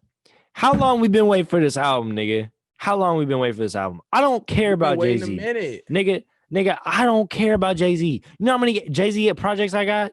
Fucking what? We got like 20, nigga. I don't care. Get this nigga off your fucking album, bro. Like, why? What the fuck? Because, bro, he don't need to be on there. Like, this is a Jay Electronica need to be on album. There? I'm trying to have Jay Electronica talk to me, nigga. Like, I don't care about Jay-Z right now, bro. I don't care. Like that, just but feature, but he, I know it's a feature, but it's like okay. So maybe Jay-Z don't hit as much for you, but let's say you got a new Isaiah Rashad project, but well, I mean this should actually be good. But Kendrick was on the whole thing. You wouldn't care about Isaiah Rashad. You wouldn't. You'd be like, it's Kendrick, nigga. It's Kendrick's project. Like, because that nigga just has that gravitational pull where he will draw the listener's ear because he's so good. Jay-Z has the same thing. He just don't hit the same for you because you're not a real New York nigga. Like, that's not you. That's false, bro. That's false. Come on. You know I'm over there. I mean, I get what Deadly's saying, but I think Deadly's going a little hard on it. He doing the most, bro. Yeah, because I always do most, nigga. I'm not gonna. I was building up that rose for a minute. I know. He was like, Deadly has a certain way he feels about this album. He's kept it consistent, so I'm not gonna hate on it. I agree with him to a certain degree, where it's like you do have Jay-Z on every track of this album, so it's like it's gonna take away from the listeners hearing you because Jay-Z is such a legend. It's like I understand. It's like you're competing. It's almost like you're competing with a legend because they're going back and forth. And Jay Electronica did not get murdered. I see a lot of people saying that bullshit as well. He did not get murdered. It's just like Jay is such a legend. It's just effortlessly. Exactly. But Jay Electronica was spitting on this. The Ghost of Facts. Soldier Slim, I love that track. I love that, even though that's the thing though. Again, you starting off with Jay-Z, the first real track, you starting off with Jay-Z, and you let Jay-Z start the album, which sets the tone, and Jay Electronica follows it really well. But that's what I get what Deadly saying, where it can come off like you're cheating because you have Jay-Z, you know people are gonna like Jay-Z on the album. Unless Of course. Jay-Z is just throwing away verses, which he can't do. That's the thing. I like this project because it brought a side of Jay-Z I haven't heard in a minute. Jay-Z just rapping over dope ass beats, and Jay-Z was rapping his ass off on this album. I will say that. As a Jay-Z fan, I love that. But the Ghost of Soldier Slim, The Blinding, dope tracks. Epita, APIDTA. Yeah, That was a dope ass closer. That was an emotional closer. That was a really good song. Only reason why it fell off my list because I didn't listen to it as much after a few months after the drop. But this is a dope, like it's a good mention. But that's dope that you have it in your top 5 because this is a good rapping, good beats. All you need sometimes. That's all you need, and that's what you got from this. Yeah. The only miss was I didn't really fuck with Shiny Suit Theory that much because it was a old track, but it was a solid track. And I think Flux Capacitator I didn't really vibe with that much. Get the gap. That was a little. It was trendy at the moment. Yeah, it was trendy. That's what it was. But that's a It was good current 5. event. It was a That's current a good event. 5. Daily shit on you it though. have That's a good 5? 5. Yeah, my 5. Yours was big. What was it again? Real Bad Boldy. And then mine was Boldy James and Pisces T in China, which we've already covered. So let's go to 4. What was your 4, AC? So for my number 4, I got "Pray for Paris" by Westside Gunn. Bro, that was tough. This album was tough for real, bro. We got George, what is that? Bondo, 327, French Toast, 500 ounces. Oh my gosh, bro. I even hold on. What was it? Party with Pop Smoke. Yeah, Bro, this was crazy. Aaliyah. Wait, is it Aaliyah? No, it's Allah sent me. yeah, I was dope Bruh. too. Bro, it's all 3 of them. Like, you know what I'm saying? Like, it's just like it's cheat codes. Yeah, Bro, it's hard, bro. This album was tough. This was a dope album. I like how he even tried to sing on the beat a little bit. yeah. And it was dope because he made fun of himself at the end. He's like, I'll admit, I'm no singer. Yeah. You know what I'm saying? But it was dope. I liked it. You know, I think Westside Gunn has like a weird voice. Obviously, you know, he has the high pitched voice, but it works out for him. Like he knows how to take his uniqueness and make it work for him. And that's what he did in this album, bro. He had some dope features. Yeah. He had Joey, he had Tyler on one track. He had them on the same track, which was crazy. That's a cheat code too. So this was a dope album. Production wise, beat selection wise. Who produced this? But different producers. Oh, it was multiple. Yep. It's not collab. Oh, okay. Well, it was dope though. Yeah. For real. Yeah, it was a good album. It was dope. Deadly, you want to add on to that? Seemed like you were hyped.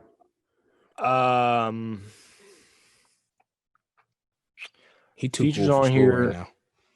Huh? He too cool for school. Yeah, I am. I got the shades on, so I'm like that anime nigga when he pull it up, he got the glare. Yeah. So this album was great. I think this is the best Westside Gunn project of the year. Yeah. I feel like it was more cohesive than all the other ones. I feel like this one was more grand than all the other ones, and the features on here were really what took the cake. 500 ounces is probably Freddie's best feature of the year. 327 is Tyler's probably second best feature of the year. And Joey's best feature of the year because Joey has had maybe like a couple, if any, other than this one. Like he really is not on anything. It's annoying. Please release music. But Yeah, I'm not gonna agree with the singing part. Maybe AC found it charming that this nigga tried to sing. I He don't hated find that shit. I don't care, bro. Like nigga, Deadly that shit was hated it. ass. He hated that when I first talked about it. When we first talked about this album, bro, he couldn't stand it. I was like, bro, I mess with it, bro. Cause Nah, now I'm man. out here in Paris, crushing on you, crushing on you. Hey, nigga bro, stupid come with on. that one. And that fool had Nah. Wale. Wale did Wale his gave little a thing. verse too. Yeah, Wale did his little thing. He gave a good verse. Yeah, I Come mean, on, hey, man. Let him Yeah. sing, bro. it was Nah, good. It was good. But it the was- singing, no. One of these yeah, days, I bro, agree. you gonna drop an album and you gonna want to sing too. And we're not gonna judge you. We're not gonna hate on you because you try to sing too. He gonna put auto tune on that shit though. I can sing better than West Side Gun, bro. That I don't is wanna- probably Oh, cap. hey, I don't- That with is them probably shades cap. on, being light skinned like that, I do not doubt it. You can probably That's sing. probably You look like an cap. R&B singer right fucking now, nigga. We gotta put a beat on. Nah, I ain't gotta say all that. Hold on, we gonna stop. We trying No, to don't do put this. don't give him the beat because we will Put not the beat on. But but overall, I agree with what y'all said about this album. I like this album a lot. It's an honorable mention. I feel like West Side Gun, this is his best project this year. Most cohesive. All the features killed it. Tyler, I need a rapping album from you after this. I know you like to blend sounds and shit. I get it. Give me a Nobody rap. cares, bro. Yeah. Nobody rap. Shout out to Carter, not being confused on whether to say Aaliyah or Allah, but Allah sent me dope track. That's how you know he's a man of God. Won't even name another God like that properly. Shout out to Allah. Shout out to that song when they get together. Cheat codes, as we said before, 500 ounces. I love that song. I love that song. That's like probably could be my favorite. Like Freddie fuck killed that shit. Shout out to Jay Versace for the beat on Versace. That was the start of. I mean, Jay Versace's been making beats, but that was like he's starting to get recognized by underground cats a lot more. Sean versus Flair, all of it. Dope project. Honorable mention. What was your number 4, Deadly? From king to a god. Oh, okay. Talked about that one. Yep. Okay. And then mine. So my number 4 is Quelle Chris, Innocent Country 2. I really bonded with this album during the quarantine, especially during the start. Lost my grandfather around the time this album came out. And I feel like this album really like set a tone because it's kind of like playful, but it's also sad. And the thing is, it's called Innocent Country 2, a reference to another project he dropped. Shout out to Chris Keys, did the production for this from the Bay. Dope beats on this. All the beats slap on this. All the beats are moody flow. Sacred Safe was the song I really liked. He posted a video for it recently. He said like Sacred Safe is a place where like you could just chill and think your thoughts out if you're depressed, sad, you're overthinking, you're anxious.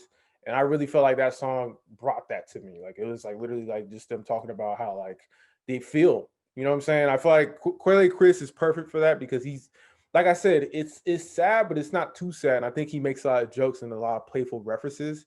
And some of the beats are also upbeat. So it's not like it's just like him just like being like super depressing all the time. And not all these tracks are depressing. He has tracks about, you know, being Black, you know, the power of Black culture, the power of, you know, us trying to create change right now. But at the end of the day, we're just repeating.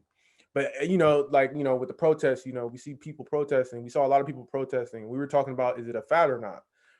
Because at the end of the day, it's just a repeat of what's happened in the past. There's been protests, there's been riots, there's been a bunch of shit. Is there really change happening? And that's why I really like the song Horizon as well, because that's a perfect, you know, especially during quarantine. I felt like I was just repeat, like you're doing the same shit every fucking day. So I feel like it was really relevant to the time. And I love it. Shout out to Quelle. Who else has had a theme like that this year? What? The one that I got skipped on, but we're gonna come back to it anyways. Wait, what are you talking about? My number 7. I think I skipped it. Oh, okay. It's all right. We'll get to it later. But yeah. But these people definitely had some of the similar themes, and that's why Quelle was on their album Arm & Hammer.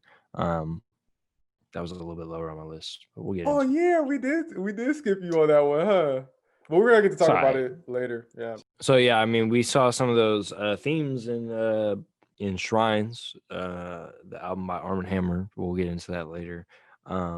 About we're kind of stuck in the same old shit, and I feel like that's where the underground has really been this past year with Pink Saifu, Quelle Chris, Lucid, Billy Woods. I feel like all of them have really been in tune, step in step with each other, with their themes and what they've covered.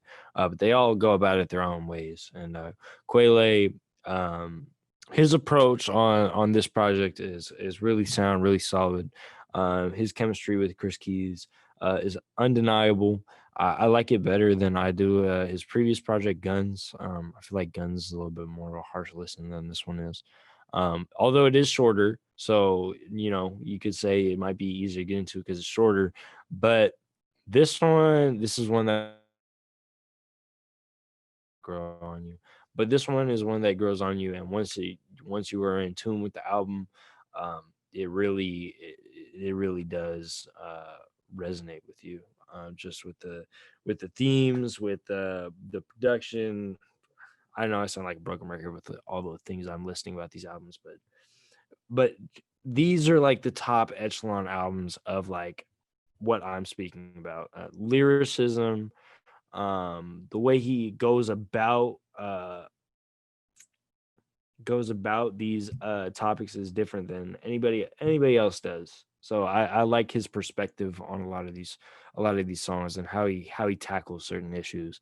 It's not really just dry cut, and that's what makes these albums so good. These albums about being black and self-worth and political turmoil and stuff like that. Just the unconventional way that they go about these songs, and how so many different artists in the underground have their own piece to say. It's like building a puzzle, and this is just another piece to the puzzle of underground hip-hop. So Yeah, I agree. I feel like songs like Mirage too, where he's talking about life is kind of like a mirage, and it's like 7 fucking minutes. Earl Sweatshirt painting pictures perfectly. Like I, I, I just feel like this project hits me personally on a deeper level, and I feel like I really love the energy he brought.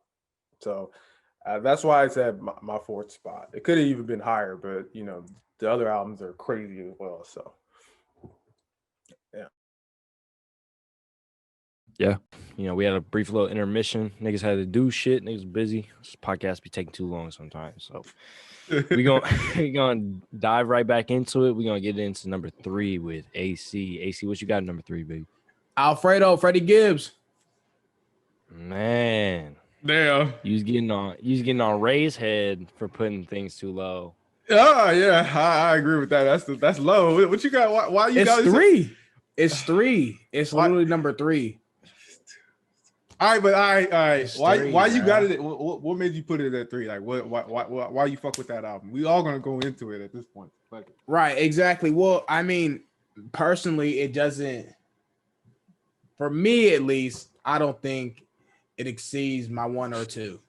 So that's why it's number 3. It is a fire out. The album is crazy. You know what I'm saying? It's nominated for a Grammy. That speaks for itself, right? That alone that it's nominated for a Grammy. But let me dive into some of the tracks. Let me pull it up real quick. oh, that's crazy, bro. He really got it at 3, bro. I mean, okay, so let's go into this, bro. He got it at 3. And okay, and also reason why I have it at 3 is the fact that it came out a little earlier in 2020 versus the other 2 that I have, which is From a King to a God and Burden of Proof. So that makes sense. It's relevant. The other 2 are relevant. This one's a little been sitting on the back burner, but nevertheless, it's still a fire album. Don't get me wrong. I mean, we got songs like Scotty Beam, God is Perfect. I mean, Baby, Skinny Suge, All Glass. My all-time favorite, Frank Lucas, Crazy. Benny kills that feature. But to me, it has holes in it where the other two don't. So that's why I'm putting it at number 3. What are the holes? What? I wasn't What are really the feeling. I'm not feeling. I wasn't feeling. Look at me. Look I at wasn't me, feeling. motherfucker. Nah, I wasn't feeling it, and I also feel I wasn't feeling 1985 the intro. So off the Nigga, I wasn't, what? All right, what? What? I wasn't feeling the intro. This nigga bugging, bro. Hold on, Nah, bro. I wasn't feeling Hold the up. intro. I mean, see, y'all got me calling things out that are. It's No, you're fire. nitpicking. You're nitpicking at this point. You got me calling things out that are fire, but like I'm just saying, you asking me what am I pulling from? Why I don't like it or not? Why do I have it at number 3? That's hard. I think that number 1, the 1985 track is easily the weakest track on the album, but it does have its own place in the album. It is the intro track. It's got those I guitar understand. riffs that hit you and set you in the mood for the album. But and I think the transition into God is perfect. It's perfect. Perfect. I mean, you literally just said that it's the weakest track on the album. I mean, Yeah, but so you have a weakest track on Conway's, but you wouldn't say that's a whole. Burden of Proof, for example, that intro was phenomenal. Tell me he wasn't coming in spitting. Like I'm my energy's already high. As soon as I hit the first track, Benny got me. You feel what I'm saying? What about Conway's first track? Damn. Was he spitting on that? Hold on. Why you put up Come on on, the spot bro. like that? I have to. We But critically analyzing this. But Conway's project as a whole was flames. You can't sit here and tell me Nigga, Conway's Alfredo project was, bro. But it was, Frank Lucas, but something to rap about. bruh, hey, Those listen, are two of the Babies, best bruh, rap songs. Babies and Fools. bruh. All I'm saying is Conway killed that shit. You can't tell me Conway's project as a whole was more cohesive than Alfredo. It was, bruh. This shit was cohesive as fuck. It flowed hella nicely. It was, but it was fire. But you see, you acted like number 3 is like a super low spot. So number 3 is high. Because it is. No. It's 1 or 2. This album is 1 or 2, and let me tell you why, bro. Cohesively, this album is amazing. Every track flows into each other pretty well. All the interludes, the little skits to end them, amazing. In my opinion, amazing. Freddie is on a streak right now. He can't miss, and it's dope, as you said, to see him nominated for a Grammy. And this album is literally like, I go back and forth. Do I like Bandana more or do I like this more? And I feel like, my bad. Go ahead. No, say what you gonna say.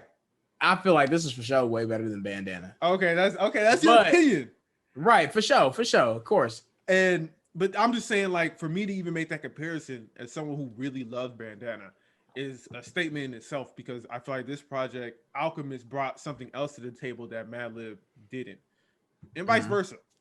I think these beats were way easier for Freddie to just flow over and to show why he is arguably the best rapper right now. With Kendrick not dropping and certain niggas stalling and not being at their best, Freddie is trying to prove that point. I think with this album, he's solidified at this point, like as top tier. He's top tier at this point. That's factual. Definitely. And just another layer on top of it is Bandana don't got the same features that this album does, bro. This album has brought the best out of every feature that's on here. I don't think you could list a single feature that's on here that had a better feature somewhere else rather than this project. Scotty Beam with Rick Ross, best feature of the year for him. Frank Lucas, Benny the Butcher, that's easily his best.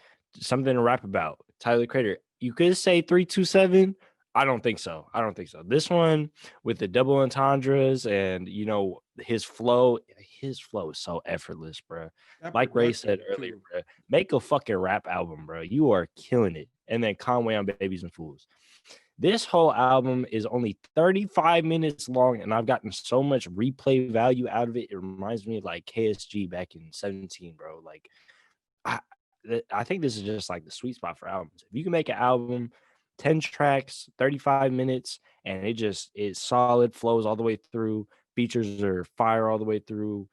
production is something like Alchemist made. This is why Alchemist is like one of the top 2 producers of the year, because of this album right here. I don't care what else he did. I mean, yeah, we love Boldy and all that, but this album is where he was at his best this year. And I think that culmination of everybody's best being put onto this album is what makes this the number 1 for me. I mean, it's crazy. Like, I'm going to go back and be the person that's going to do the whole comparison again. I mean, how are you going to say I have this high, but Ray, you had what? You had Burden of Proof at number 8. All right. Well, 1, you called me out for that, and 2, it was at 9. So it is what it is. It's Tasmania, bro. See, Like, you okay, just so you told can me- no, but your excuse for it, your excuse for it was similar to mine. What I said was, no, I know bonded it was, with albums earlier in the year more. You but said I have vice this as versa. 3. I have it at 3. That's you had low. It's you 1 have or Burden. 2, nigga. You have Burden of no. you have It's Burden 1 or of 2. Proof. It's 1 You or have 2. Burden of Proof. You have Burden of Proof at number Yeah, 9. Clipping's better It than almost Burden of Proof. it almost said did it. not. It almost did not Clipping is make better. Take it. Bro, you Bro, almost you did trying to not put this in argue your with his top 10. opinion right now? This You is the trying to body's argue with being his burned. opinion. Bro, you almost did not put Burden of Proof in your top 10. Let that sink in, bro. You almost No, it didn't was put it in there. solidified. It just was the placement. Where am I going to put it? You're tripping. I can't believe y'all sitting here getting on me because I put Alfredo at 3, which is a super top spot. It was a joke, nigga, because you was doing this with him, bro. So I just got on you a little bit, nigga. Nah, bro. Nah, it's beef now. I think beef. I think top 3 placement for this album is completely justified. You know, it is on the shorter end of albums, and I feel like if you had an album hit for you for an hour long, that's twice as much content, and you know that justifies it being above that one. Or if it's more That's relevant true. to you at the moment, that justifies it being above it too. So I mean, I'm not tripping, bro. That's true. That's true. Wait, where'd you have Alfredo at? Deadly. 1, Right, you had it at 2. 1, 2, 3. Yeah. So you're low. You're low with that. Stop. Wait. All right. So Deadly, you go right. What was your number 3? My number 3 is you know, a sleeper pick. I don't think anybody was really thinking that I was gonna put this on here or had it on their own list for some reason, but this definitely belonged in all top 10s. Unlocked by Denzel Curry and Kenny Beats. Ooh. So just off of a visual standpoint, the visuals that came out for this was amazing. They used like 9 different animators to draw the entirety of this album out. And they were going to like find like the lost tapes, and they had to unlock them or whatever to release to the public. Somebody's trying to leak it. I thought that was hilarious. I thought that the flows that Denzel were bringing were so effortless. I think he freestyled a lot of these. That's crazy to me too. You know, I give Lil Wayne a lot of credit because he freestyles most of his music. I think that's really impressive, and Denzel is showing that he can do that shit too on some obscure ass Kenny beats. These beats are not run of the mill. I like shit that's different, just like Ray does. This album personifies different. The vocal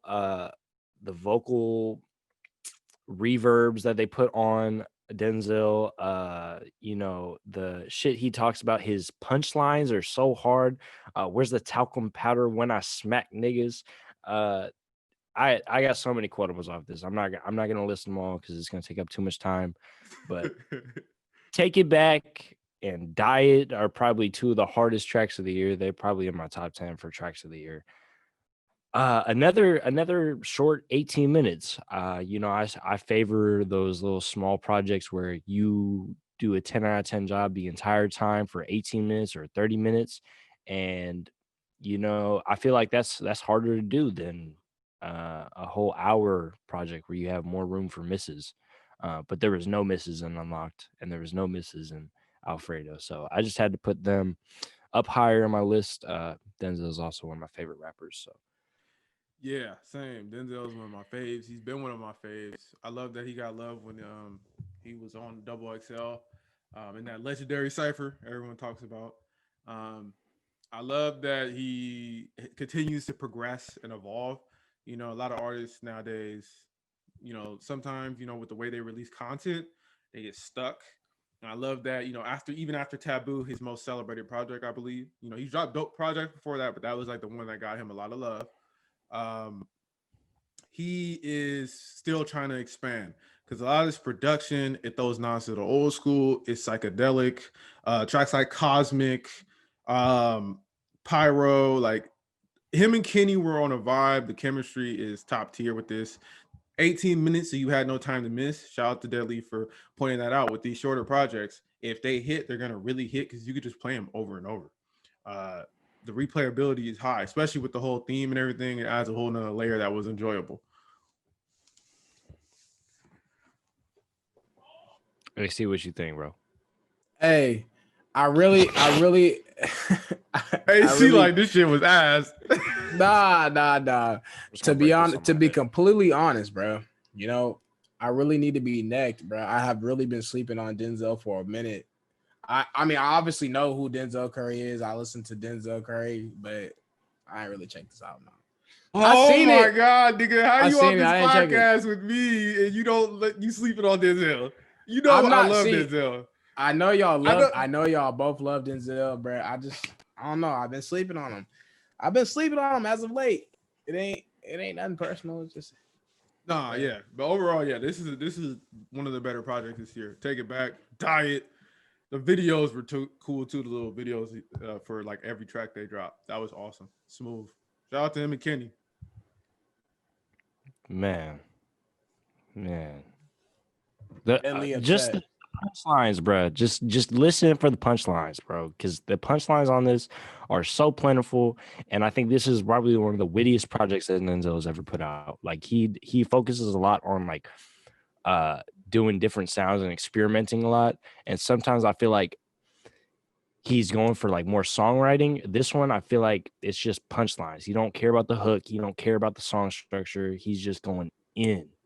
And I think that's why I love this project so much. So you should definitely check it out, AC. I don't know what you're doing with your life where you can't check out an 18-minute album. we know what he's doing. We ain't gonna speak on it. We know what he's doing. We ain't gonna speak on it. Put your neck on the camera, nigga. I'm about to. He too busy. He too busy. He a big man. You know what I'm saying? He ain't fucking with us sometimes. Wow. It's all right, man. I ain't hurt. I promise. It's all right. He's lightweight says good. Don't Ray, worry. What do you have at number 3? Arm & Hammer Shrines. Yes, sirski. Deadly had this at 7. We didn't really go into it. We kind of glossed over it by accident, so we're gonna do that now. Damn. I love Shrines. I'm sleep again. I love Billy Woods. As you guys know, Billy Woods is one of my favorite rappers. Like Billy Woods is top tier for me right now. I love everything he brings to the table. Written about this album. Like this man got paragraphs. There's so much you can say about the sound and the way he raps, the tone. And I feel like with this project, Paraffin, I think I'm saying it right, was really more aggressive, noisy. This was noisy, but it was way more for him, for the Arm & Hammer, smooth. And they've done this kind of before. So I found like with this album, they found the perfect blend of like, yeah, this is experimental, this is alternative hip hop, but it's also got some little vibes to it. The songs like Pummel Horse, Leopards, I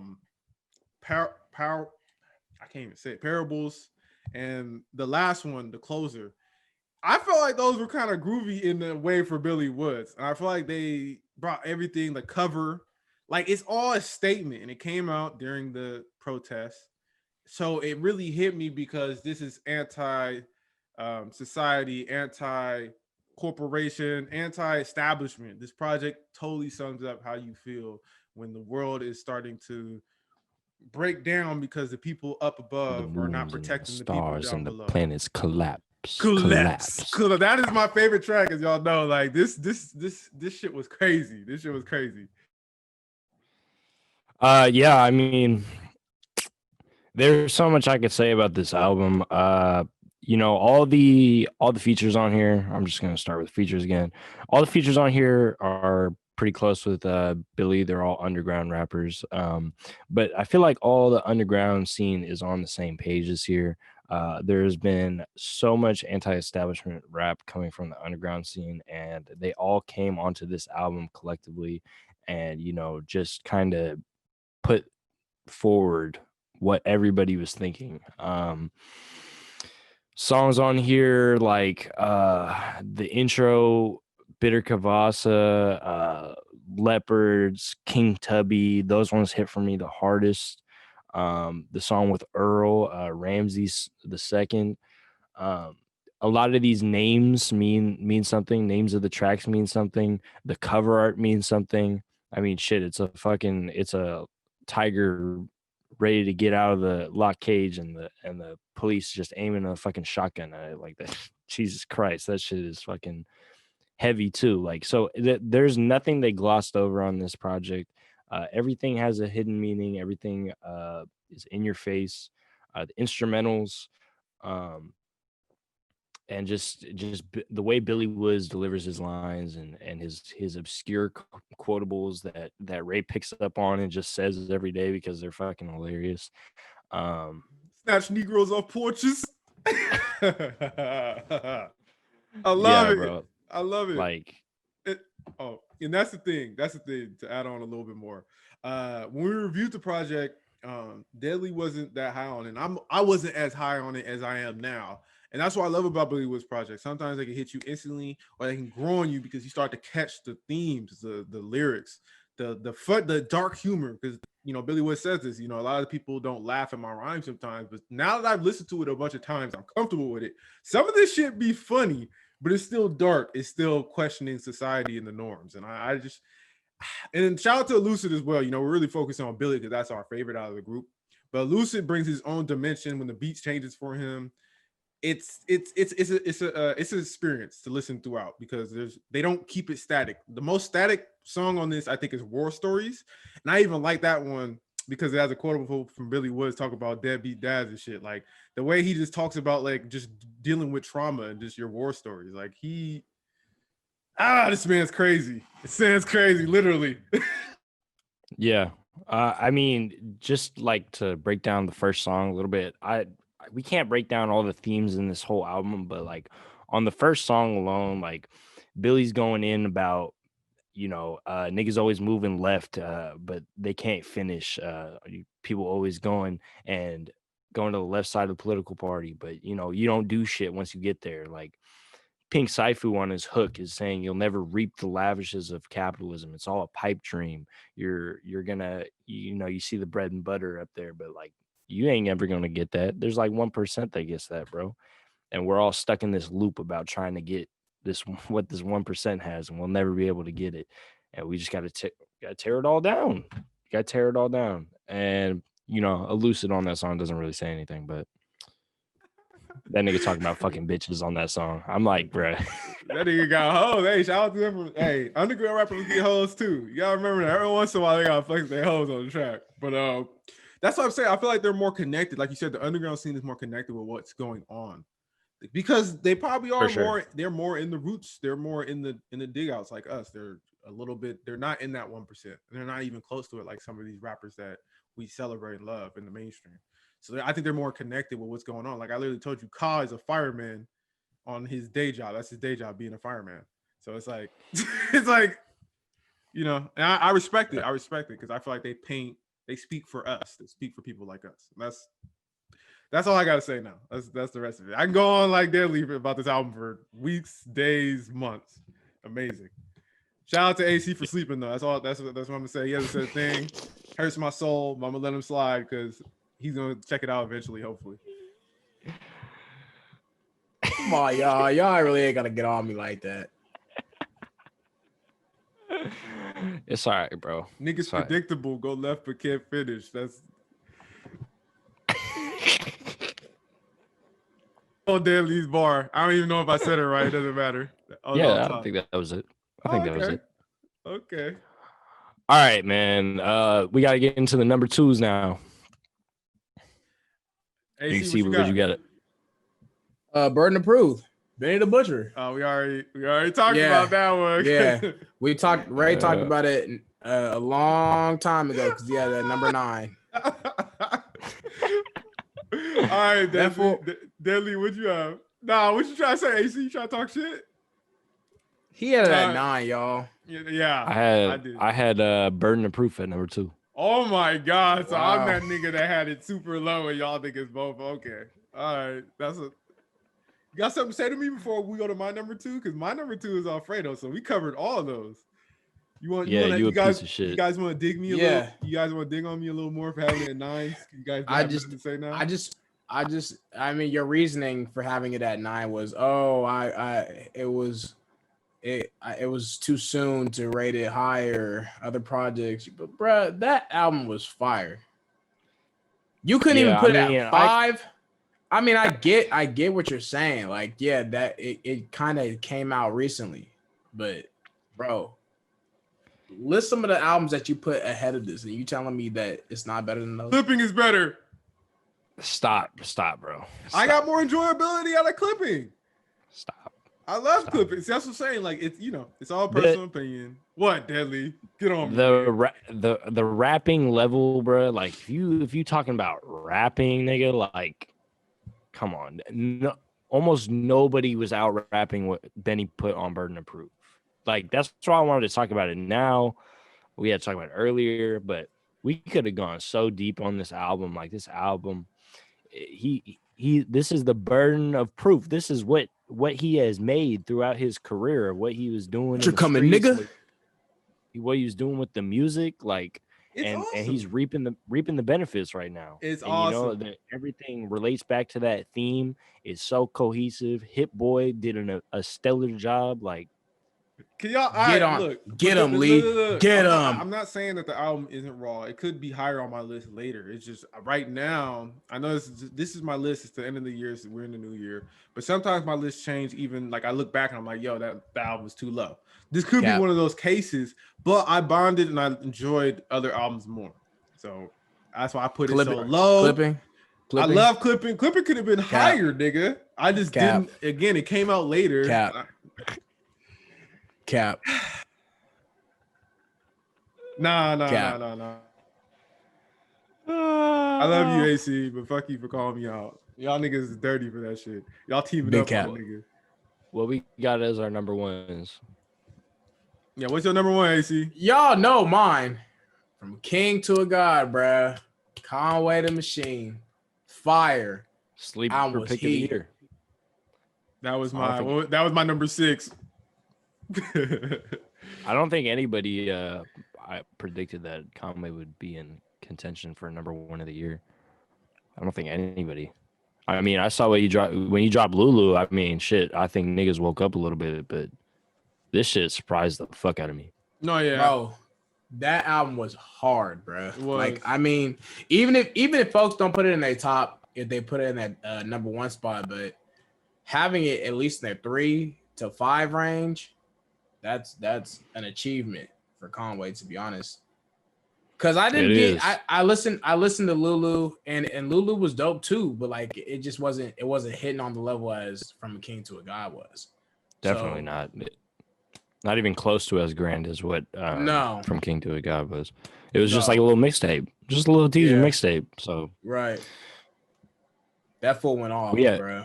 Yeah, and when that came out, we had a bunch of other stuff coming out too. We had After Hours come out. We had the Childish Gambino come out. So it was like, ain't nobody expecting that shit. It's crazy. I expected it to be in contention for the top 10, but I wouldn't even like. I was like, yo, like it could have been higher on my list too. I got it at 6.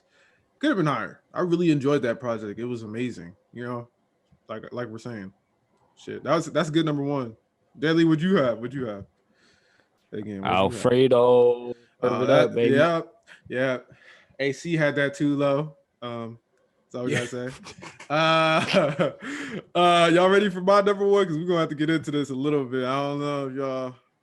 Ooh la la we Run the Jewels 4. So, as y'all know, I'm a big Run the Jewels head. Been one for years. I love the sound they bring to hip hop. Shout out to LP. Changed the New York underground sound. Cannibal Ox, nigga, Fun Crusher Plus, even his solo albums. He's been doing it for years. amazing artist, talented producer.